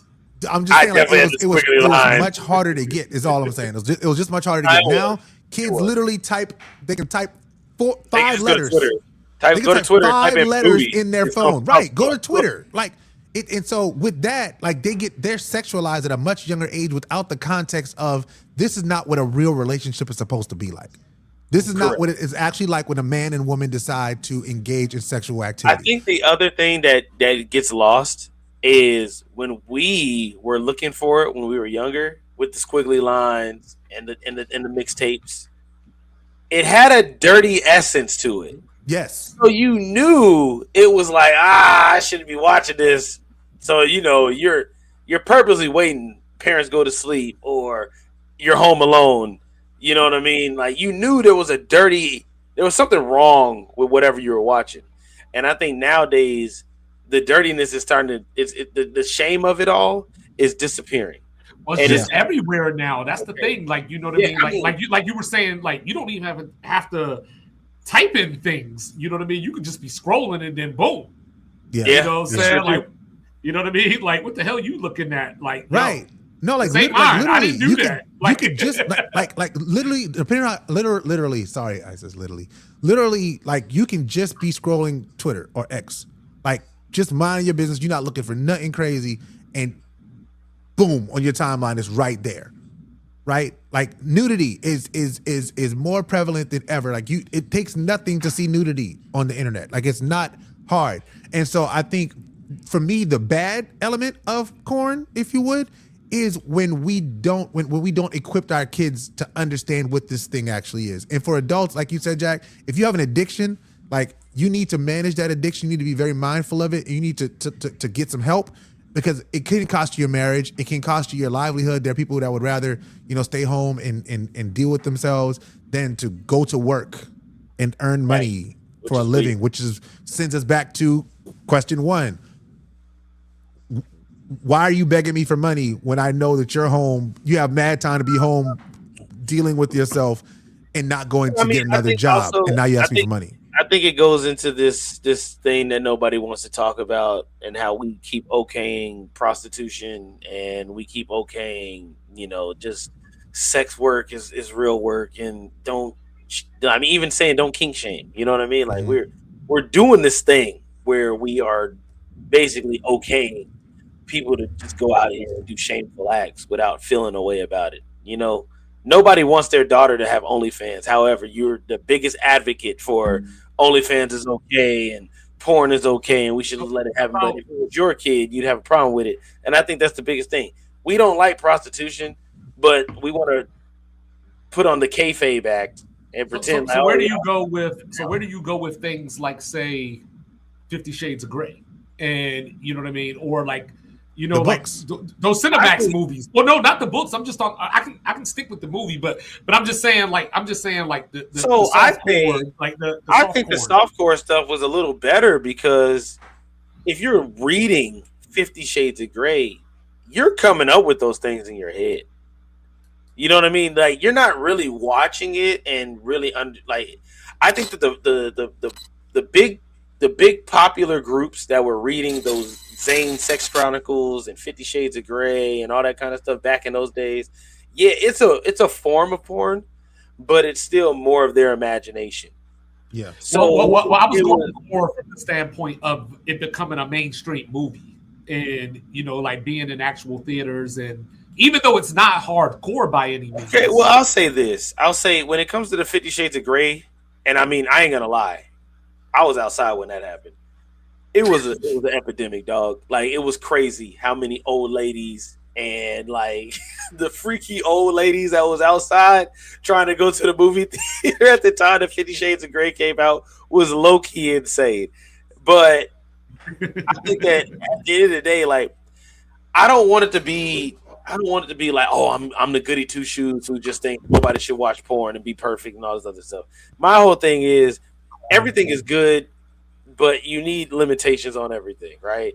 And I just think that in the world that we live in today, we are just overtly over-sexualized. Like, everything has to be sex. It's ridiculous at this point. Yeah. We don't have limitations on outfits. I go to Walmart and Journey's looking at such and such and be like, oh, wow, her outfit's inappropriate. That's crazy. And it's like, yo, why are you coming outside dressed like this? And it's not even a weight thing, because, I mean, we're in San Antonio. Some of you big ones, y'all know what y'all doing, and you need to stop. But just in general, let me introduce to y'all Jackie Barkley. The thoughts of Mike. No, the thoughts nobody of Xavier Jackson, aka Radical Jack, are not necessarily the views of Ray Jean Lewis or Mike Wilson. Please do not confuse the two. We are not the same. We're not. We are very different. We're Thank you. different. Thank you. All right, sorry, Jack. What All were you I'm saying with the Biggins in San Antonio? I didn't say it was just a big one. I didn't say there's a few of them out here walking around here looking crazy. But at the end of the day, you shouldn't come outside and get your ass cheeks is outside your shorts. You know what I mean? You just there should be a place where we still want to set an example of what is proper conduct versus. Hey, they trying to keep up with the Joneses, right? You know, that's just my personal gripe. I can't, you know what I mean? But I just think it's crazy. Like, why are you dressed this way? Where is your shame? You know, and I take it on a personal level. I take it. Well, it's because they're overseas, but I take it on a personal level, right? It's just like dudes, right? As a dude, you're not gonna just walk around with your shirt off unless you know you like that. Most of the time, you try to cover your shit up because it's like, damn, man, I'm kind of fat. I'm out of shape. I ain't what I used to be. We've gotten to a place where it's just like, oh, everybody's body is great and just be this thing. No, you need to have some shame. Have some shame. Shame helps the world. I know what I've seen online is a lot of people arguing about like thongs at the swimming pool and stuff like that, or you know, at the kids' park and things. There's like tasteful ways to do the thong at the swimming pool. They sell the little cute little skirt thingies that you can put on when you go out. I mean, if you're going to get in the water, that's a totally different thing. But while you're walking around outside, do you really need your thong ass hanging out? Is that necessary? So what happened to all those people? What happened to all those people that were walking around boycotting Target? So boycott Target. Why did we boycott Target? Let's talk about that. Why was it a thing? You want to take this a thing because so there was a initiative that Target had was very specific and intentional about featuring black and brown entrepreneurs. Vendors, right? Entrepreneurs. So you'd walk to the front of the store and you would see like they went out their way to make sure that you'd have like the black Tabitha girl Brown magic shirts, Tabitha Brown stuff. But Tabitha Brown stuff stayed. Hers didn't leave. But like the more like lesser known people, like the Black Girls Rock shirts or, you know, those kinds of things, like there was an effort to feature black entrepreneurs. And at the end of that campaign, if you will, the end of like what they were doing it, was the oncoming of the Trump administration and the anti-DEI, anti-woke stuff.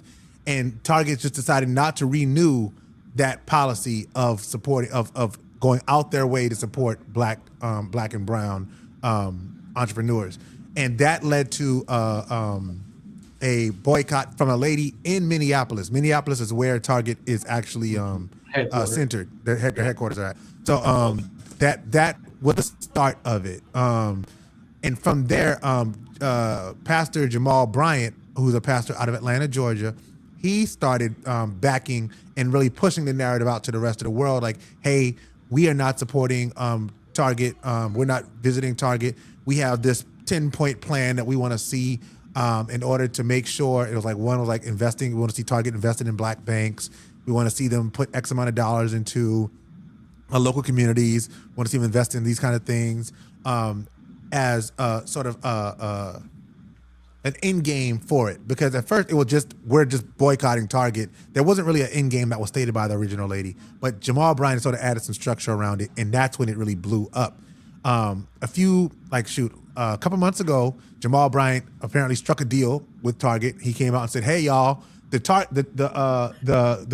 ban is over. We're not boycotting Target anymore. They met our demands, and we are no longer boycotting." To which the internet said, "Boo! Tomato, tomato, tomato." For the most part, but for most people, that really was the end of the Target boycott. Now, what I will say is for those who are like, well, no, people were never boycotting Target, I can tell you that Target's numbers dwindled tremendously during the boycott. Before the Jamal Bryant announcement, there was statistical data that showed that they were losing money. Somebody high up got fired and everything. Yes, they did. Okay. There was actual like movement made in that regard. So when Jamal Bryant ended it, via his tweet or whatever, that's when the people were saying, listen, you didn't start this boycott, so you can't end this boycott.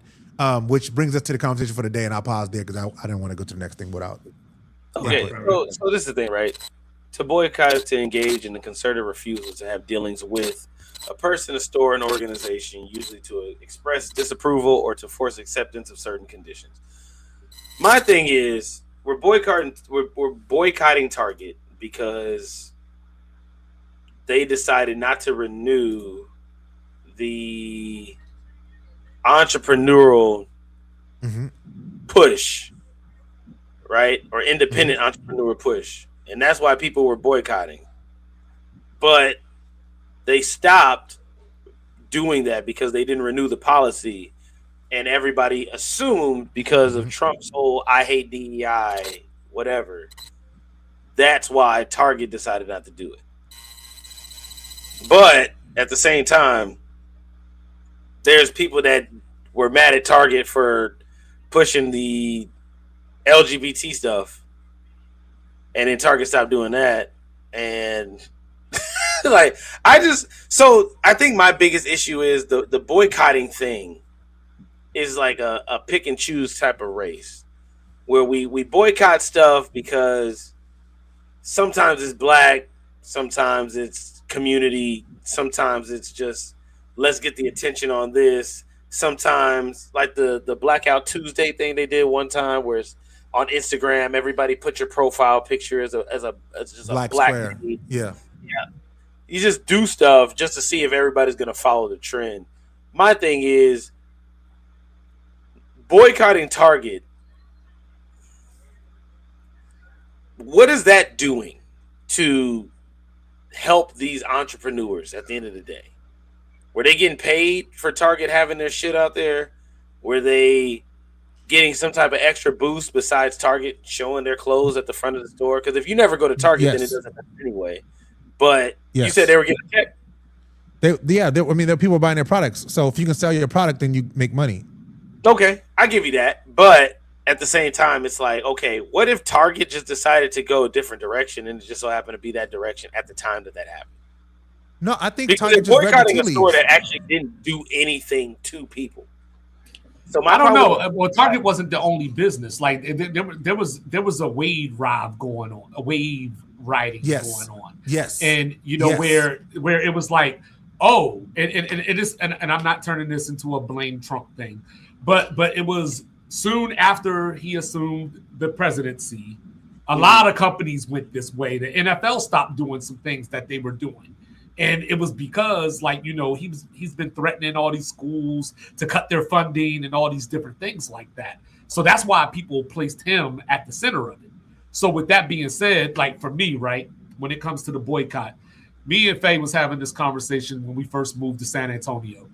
And we were talking about the girls, right? And like, hey, what's up with these people? What's up? So I was like, if we boycotted everything that certain people or certain businesses had their hands in, we would be naked, hungry, you know what I mean? Like all these things, right? Killer Mike tried to do the whole let me just do it black owned and fumble. Right. Well, a lot of times it goes back to, and I don't know if I'm saying this right, because here's another one of those buzz things, but but the white man's ice being colder, right? Yeah. You know what I mean? Where like, we hear something, we hold each other to standards that we don't hold everybody else to. Yeah. You know what I mean? Yep. So we accept shitty customer service from white businesses because we like the food or something. But then in the black business, we're like, man, I ain't dealing with this shit, man. Like these ignorant people and da-da-da-da-da-da, and the list goes on. And so that's where transitioning to where we are now, the big deal was Jay-Z, Reasonable Doubt 30-year anniversary. I guess Target has an exclusive white vinyl of the album, which brought people to figure out like, well, hey, J. Cole did something similar, or like, hey, Kendrick did something similar, but you attach the name Jay-Z to it, boom. Right. And that's I think my biggest issue is like, I just think that boycotting today in this world that we live in now is BS. Like I just don't buy it. I think it's a thing that people say that they're doing because they want to be part of the in crowd and they want to be part of remember T.I. and them told us to boycott Gucci. And I was like, yo, I don't shop there anyway. Like, boycotting a brand that most people can't afford is and dumb. then they went back. And then they went back anyway. And that's the other part. You always go back. Yeah, and Target's different. Well, hold on. What did Faye say? Because Faye ain't going to no Target, bro. She ain't going to no Target. See, I stopped supporting them because I feel like they were being sneaky and trying to act like they were supportive of diversity and inclusion. And then it was like, bam, we ain't doing it no more. While they're free to change their minds, I don't feel like I'm being lied to. I don't like feeling like I'm being lied to. That's it.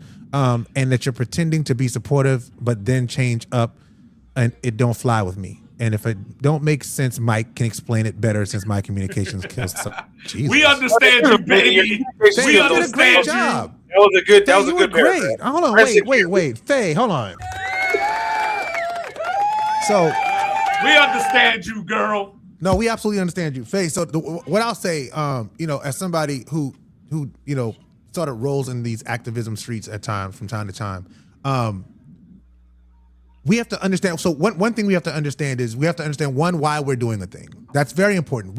Nobody should just do something because people said do it. You should understand the reason why we're doing it, right? When Jamal Bryant first announced it, he called it a 40-day Target fast. It wasn't supposed to be a thing. It was supposed to be during Lent, we're not going to Target. And we'll show at the end of Lent what we can do if we can reduce their dollars.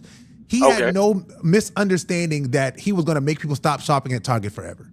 And I think that's one of the big issues that I have with a lot of activists and activism. Is because you decide to do something or you decide to take up a cause doesn't mean that everybody has to take up the cause that you do. They don't. They have no responsibility to. If you feel strongly about something, like Faye, if you don't want to shop at Target, don't shop at Target. My problem is never with somebody saying, I'm not going to do something. My problem comes in when you decide not to do something because you decide not to do something. Now I got to not do it because you decided to not do it. No, maybe I don't feel as strongly about things watching football. Right. People stop eating pork, right? Like, oh, I don't eat pork. Don't have pork at the party. No, I love pork. Hey, I want pork at the party. I'm gonna have pork. And I don't care what you say. That was a direct shot. I don't care how offended you are by it being there. I'll make sure that the food, I got a brother. My brother doesn't eat pork. I make sure that when my brother comes, there is a food set aside for my brother because my brother don't eat pork. But I'm not depriving everybody else of pork who want pork because you decided you don't want pork. If you don't want to shop at Target, don't shop at Target, homeboy. Nobody's stopping you. Nobody's like forcing your hand and pushing you into Target. And just to segue it, if you don't shop at Target, but Jay-Z re-releases an album 30 years later in a white vinyl when most of us don't have record players, and that makes you go to Target, you were shopping at Target already anyway. Well, that goes back to what I was talking about, though. All it takes is one misstep or perceived misstep for you to decide, oh, I'm not dealing with you anyway. You're a fake activist, or you were misleading us because they decided that they were human. But then don't count me down, Jack. I ain't done yet. And then you got Mayor Gina Ortiz Jones. You know what I'm saying? Trying to block Mr. Kanye. She's trying to boycott Kanye. Oh, yeah. You want to talk about that, don't you? Because it's bullshit. Go ahead. Go. You can't tell somebody. Why you want to see Oh, yeah. Kanye. You want to talk about that, huh? No, let's talk about it. Don't be counting me down, damn it. Nah, because this is crazy, bro. You don't get to tell somebody you can't perform here because I am going to say that what you said at one point in time was disrespectful. That's great. But you also can't promote America's this free country where we can do all these things. And then all of a sudden when somebody wants to come perform and there are people who are willing to buy tickets to watch this person perform, turn around and say, oh, you know what? I think we should stop this from happening because he said something that was offensive one time. Now, we would know who he said he was offensive to. I mean, he said that shit 70 times, though. Well, he said it about the Jews. Jupiter. About the planet Jupiter. And he should not be talking about the planet Jupiter like that. So, Kanye West, do better. Learn your planets, sir. Jupiter is a planet still. No, but what I'll say is this, right? And we talked about this. Freedom of speech does not mean freedom from consequences, right? Kanye West is never doing a show in Germany. Yeah, and England just banned him a couple of months ago. He will not. He will not be allowed to do a show in Germany. It's not going to happen. And it goes back to something I've said a few pods ago. It's because they established a standard. We are not going to allow you to do this. We're not going to allow you to besmirch our people and then walk these streets unfettered. That's why they get the results that they get. That's why when Kanye decides, or Ye, or whatever he's calling himself, West, or whatever he's calling himself these days, when he decides, I want to do a show, he has to confront that every single time. Now, when he was running around saying that slavery was a choice and Harriet Tubman didn't really do nothing for nobody and Rosa Parks was like when he was doing all of that, everybody was fine. We were completely, that's so hilarious. It is hilarious that he was going around saying that. He had one shot, one kill, and they are not letting that man in anywhere near Europe. And just in case y'all were wondering, he did use the word unfettered last time too. But yeah. So Gina, I'm using more than my 3% of my language. So Gina is saying, no, you're not welcome here. So we'll see what happens from there. But I just wanted to throw that out there. For those who aren't in San Antonio, can you explain who Gina is? Gina Ortiz-Jones is the mayor of San Antonio. You know, she is proof that Texas is progressive, at least San Antonio, because, you know, she is a member of the LGBT community. And she's no, she's Filipino, actually. Oh shit! Hey, you know what I'm saying? So you know, so from that standpoint, you know, this is a multi-layered discussion. This isn't just she isn't a part of the community that was offended. Correct. You know, but she's standing up for said community. I mean, I get all that, but bottom line, the tickets were already put out. I bought the tickets. Shut up and just let the concert happen. You know I'm trying to just let it happen. Yeah, I want to see. I'm sorry to inform you, Mayor Ortiz-Jones. You do not have pretty privilege in this way. Oh, damn. So the reason 2-5 is bringing up pretty privilege is because I do believe that we don't talk about pretty privilege enough and the community acceptance of such. So I had a video, but I don't know what happened to it. I couldn't find it. But basically, there was this girl who's not on the best side of it, but she said, you know, when you're pretty, you get to make corny jokes and you get to, you know, be clumsy and do stupid things, and people are just kind of like, oh, okay, whatever. But when you're not as pretty, when you do the corny joke, people look at you like, Janice, shut the fuck up. and she was just like, you know, like she doesn't think it's fair. So I was just my whole thing was I do believe pretty privilege exists. I don't think that it's technically fair. However, on the contrary, I definitely would rather go to a restaurant and have a waitress that's easier to look at than to go to a restaurant and be served by Shrek. So I do feel bad that pretty privilege exists. The thoughts and views. Can you hold 1 second, please? The thoughts of Xavier Jackson, a.k.a. Radical Jack, are not necessarily the views of Ray John Lewis or Mike. It's not, y'all. I'm just being honest, bro. Can you hold 1 second, please? We are not the same. We are very different. Thank you. Oh, Jack, are we pretending? Hold on. Wait. Y'all can pretend that y'all don't have a problem with looking at Shrek, and that's all cool. But personally, like when we go out, and it's pretty privilege is not just a thing for girls. Like, you know, obviously there's handsome men out there that they get their way too. But it's just the point. Nah, pause. Don't do that. That was crazy. The all dip was crazy. No pause this month. Remember? No, Pride Month, dog. Be who you are for your pride. Yeah. So, you know, the privilege exists, and I just think that unfortunately the world functions better when there's a lot of you lucky Terry Crews ain't here. There's a lot of it's easier to go through your day when you see attractive people amongst you. When you see that one behemoth, it's like, oh shit! Like, what happened to you? So, what I want to say to that is that I when I go to restaurants, I just want good service. I don't care how you look. You know, as long as you don't stink. I don't want stink. That's stinky. part of privilege. I don't want stinky people. But as long as you provide good service, and you have service with a smile. You don't get my order wrong, and you have a good temperament about yourself. I'm not really worried about the other stuff. Okay. Some of us on is people smell worse. Judgmental. If you're ugly and you have terrible teeth, you don't want to see their smile. You're leaning into this pretty privilege even more. So because people who are of a higher class of attractiveness tend to look at themselves more and care more. So no, but to go back to the Jay-Z thing, right? To go back to the Jay-Z thing very quickly, like people would say, like a lot of people say, like Jay-Z is not an attractive guy, right? But everybody that I've ever like heard that like talks about Jay-Z always say like how good he smells. Like, Dash. I don't think Jay-Z. So no homo, but I don't think Jay-Z's an ugly dude.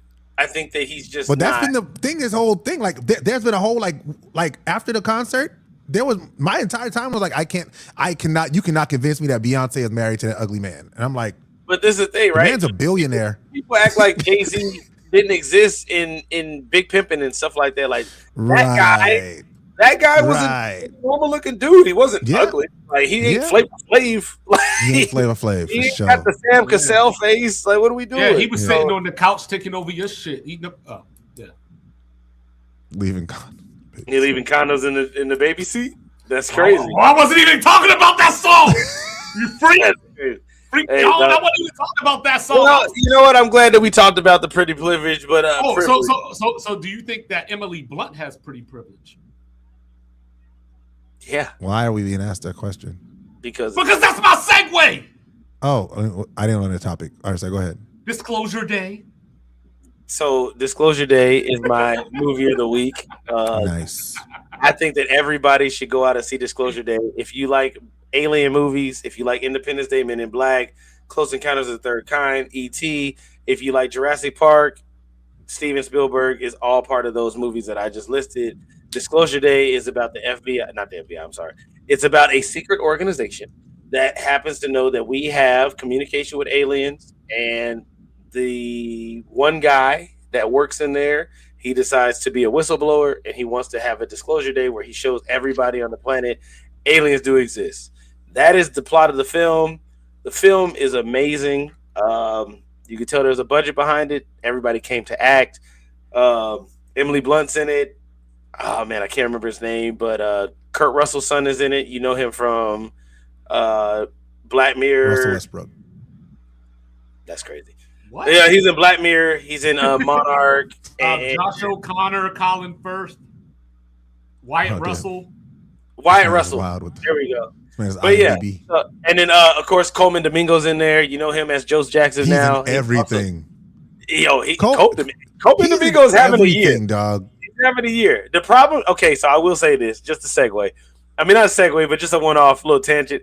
Coleman Domingo is a good actor, but there's only so much of, oh man, we gotta get down. We gonna do this. We like his the way he talks, he doesn't change it. So he just talks the same way every time. So it's like if you watch Euphoria, he's like, yeah, Rue, you can't get down like that. You gotta change. Everybody gotta change. Then you watch Michael, and it's like, yeah, Michael, how you gonna fire me over a fax? Then you watch Disclosure Day, and he's like, yeah, aliens, empathy. That's the way we get down. Like it's the same acting. He's a good actor, but it's like, bro, you gotta, he's a really good actor. And it might just be his voice. He doesn't talk like that in Severance. He's in Severance. He doesn't talk like that in Severance. Yes, that's what I know him from. I know him from Severance. Whoa, that's crazy. He's on the first episode. That's not him. Yes. Coleman Domingo's in Severance. You're talking about the actor, Mr. Mushnick. That's not Coleman Domingo. Google it. I will later. So why y'all figured that out? Said Jack's got some stupidity to cover in a minute. Yeah, but no. So please go watch Severance. Also, 32, episode 32. We are also on 1, 2, 3, 4, 5, 6, 7, 8, 9, 10. The 10th movie of the greatest 100 movies of all time. And the 10th movie is Lord of the Rings, The Fellowship of the Rings, which is the first Lord of the Rings movie. Peter Jackson directed it. It got an Oscar for, I don't know if it's makeup or for set, but it got an Oscar. Either way, Lord of the Rings, It's Lord of the Rings. I don't need to explain it to you. Either you've seen it or you haven't. It's not The Hobbit. It's before that. I saw it. It's Frodo. It's Gandalf the Grey. They're going through. They got to take the ring, and they got to kill the ring in the volcano. Blah, blah, blah. It's one of the greatest films of all time. If you haven't seen it, go see it. Cool beans. That's my Radical Jack's movie reviews for the week. Go see Disclosure Day. Go see Disclosure Day. It's got aliens. It's got aliens. Nice. All right. Well, let's have some more stupid. Hey, so let's go. Hey, a woman goes viral for smiling during her divorce after leaving full custody of her kids to the father. I leave with what I came with, and I ain't come with no kids. She's proud of this, and I just want to say the stupidity epidemic that's going on with women is crazy. And yes, I said women, and yes, it's a generalization. I don't care. I said it, not them. I just think it's wild business that there's a woman who's proud that she's giving her kids away to the dad, and she just doesn't give a damn. There's too many women out here that are happy about not being good moms. Like, this is a thing that's been overcorrected.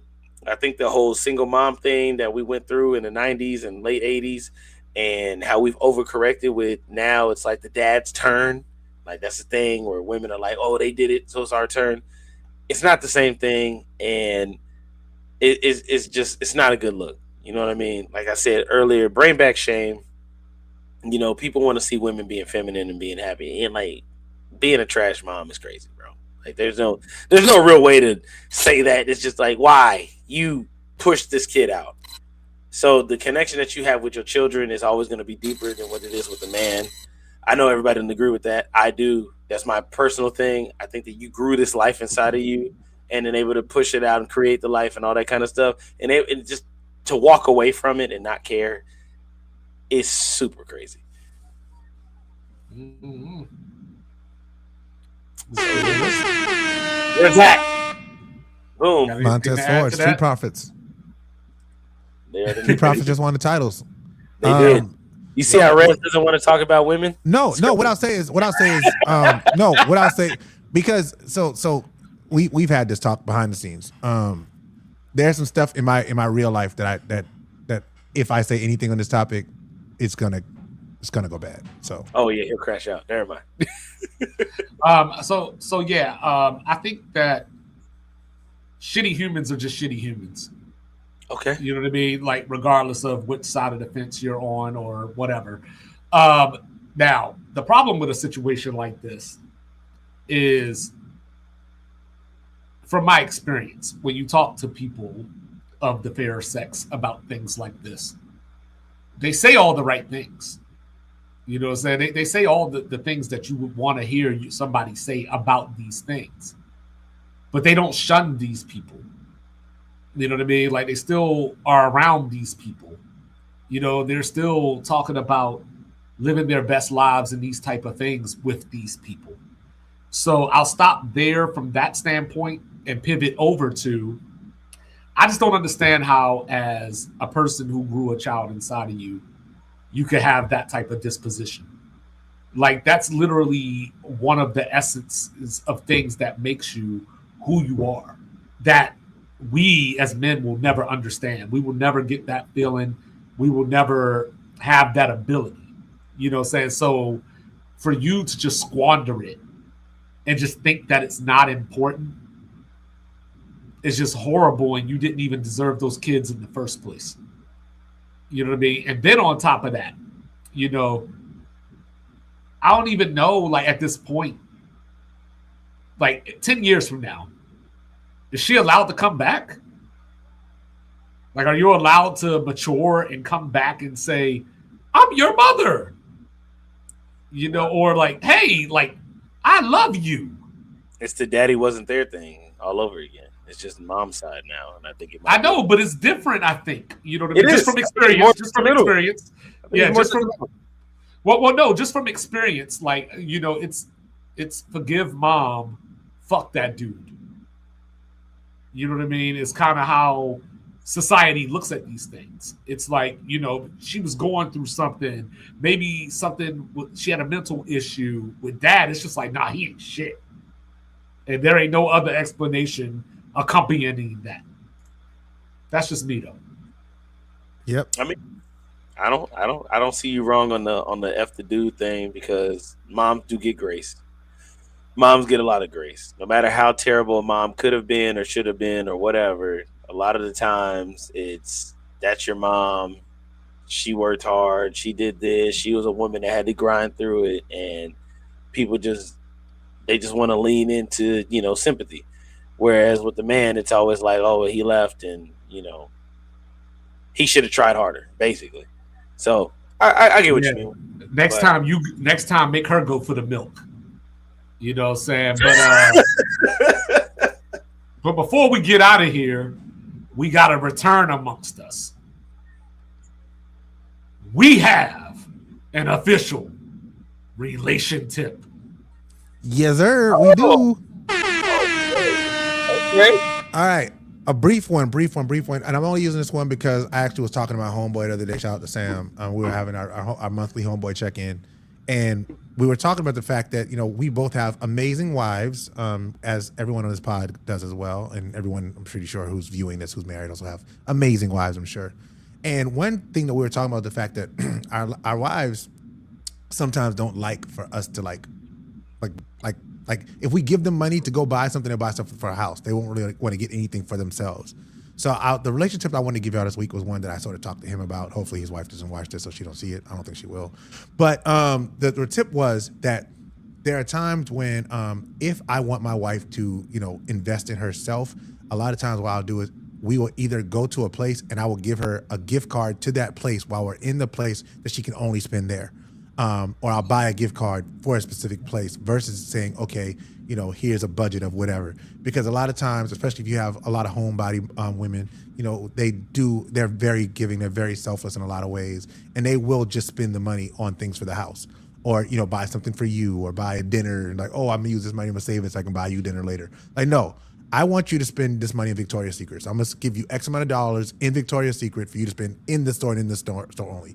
Any money you don't spend, you give back to me. Or I give it to you in a gift card. Like, your job is to spend this entire thing in here today, right now. This is for you, splurge. We're in whatever store it is y'all like to go to or whatever that she likes. Like, y'all out for dinner or whatever, drive by there. Hey, I just want to do this for you because I believe you deserve this. I believe you deserve something for yourself. It's something that will make her know that you are thinking about her, and you can force her to do something for herself. We need to encourage our women in that way to take care of themselves and to love on themselves. And by doing that will improve our relationships drastically in a lot of cases. Feel free to use it or don't. It's up to you. Okay. You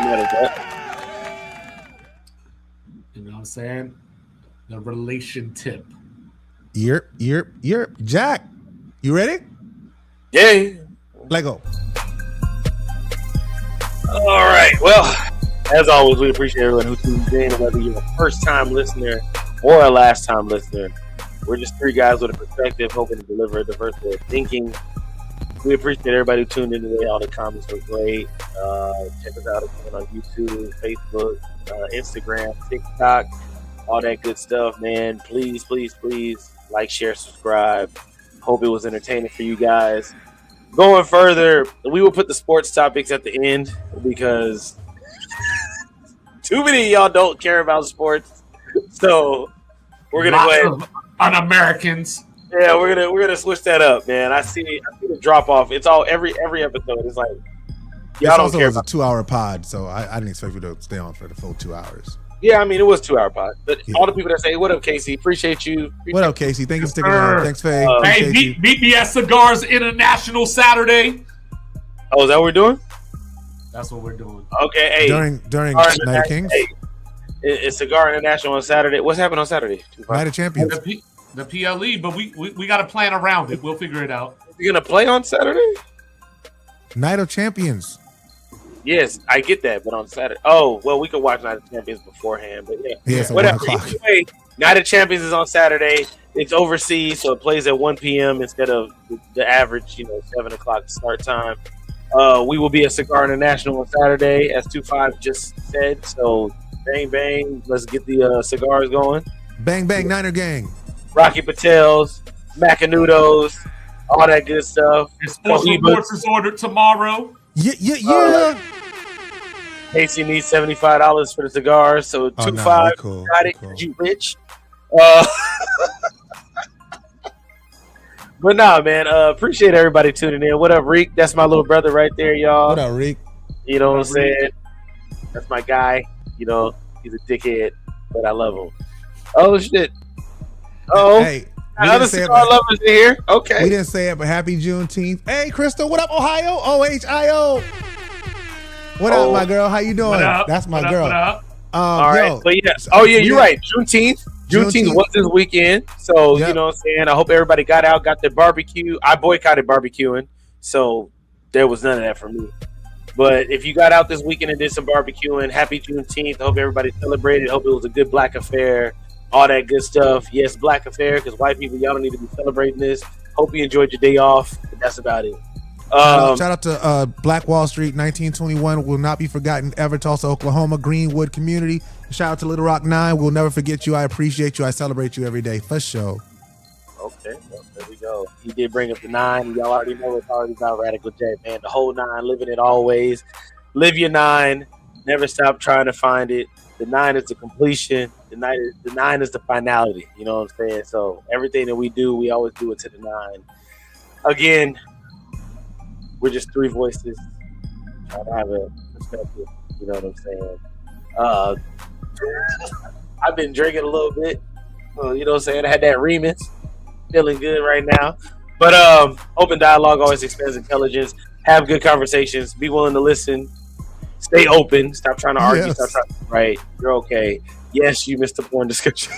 You got to go Porn. back like Porn. 45 minutes. Porn is the word. Porn is the word. Corn. Don't corn. get us. Don't get Corn. us strike, please. All right. Whatever, man. Either way, man. Say less. Say more. Yeah. Oh my God. All right, say bye. A lot of people love to talk, but they don't really say nothing. You can drop a like and go subscribe, knowing 2-5 probably finna hate something. Chop it up about the game, give a little game, knowing you could take something. We just saying less and saying more, should've known before you in the right place. You know Jack can keep it radical. A little crazy with his take, but he gon' keep it factual. And you know he been a fan of wrestling since attitude. We ain't here to be the ones you playing with. Red steady dropping gems only for relationships. We ain't never thinking Liam Neeson if you taking. Come and tap in with your favorites. Hey, we gon' talk about your latest. Yeah, come and tune into the station. Come and listen to this conversation. Like and subscribe, we going live. We gon' tell you what you need to hear in perfect moderation. Wait, it's like a game of chess. Remember we be saying more while they saying less. It's like a game of chess. Remember we be saying more while they saying less. It's like a game of chess. Remember we be saying more while they saying less. It's like a game of chess. Hey, hold up.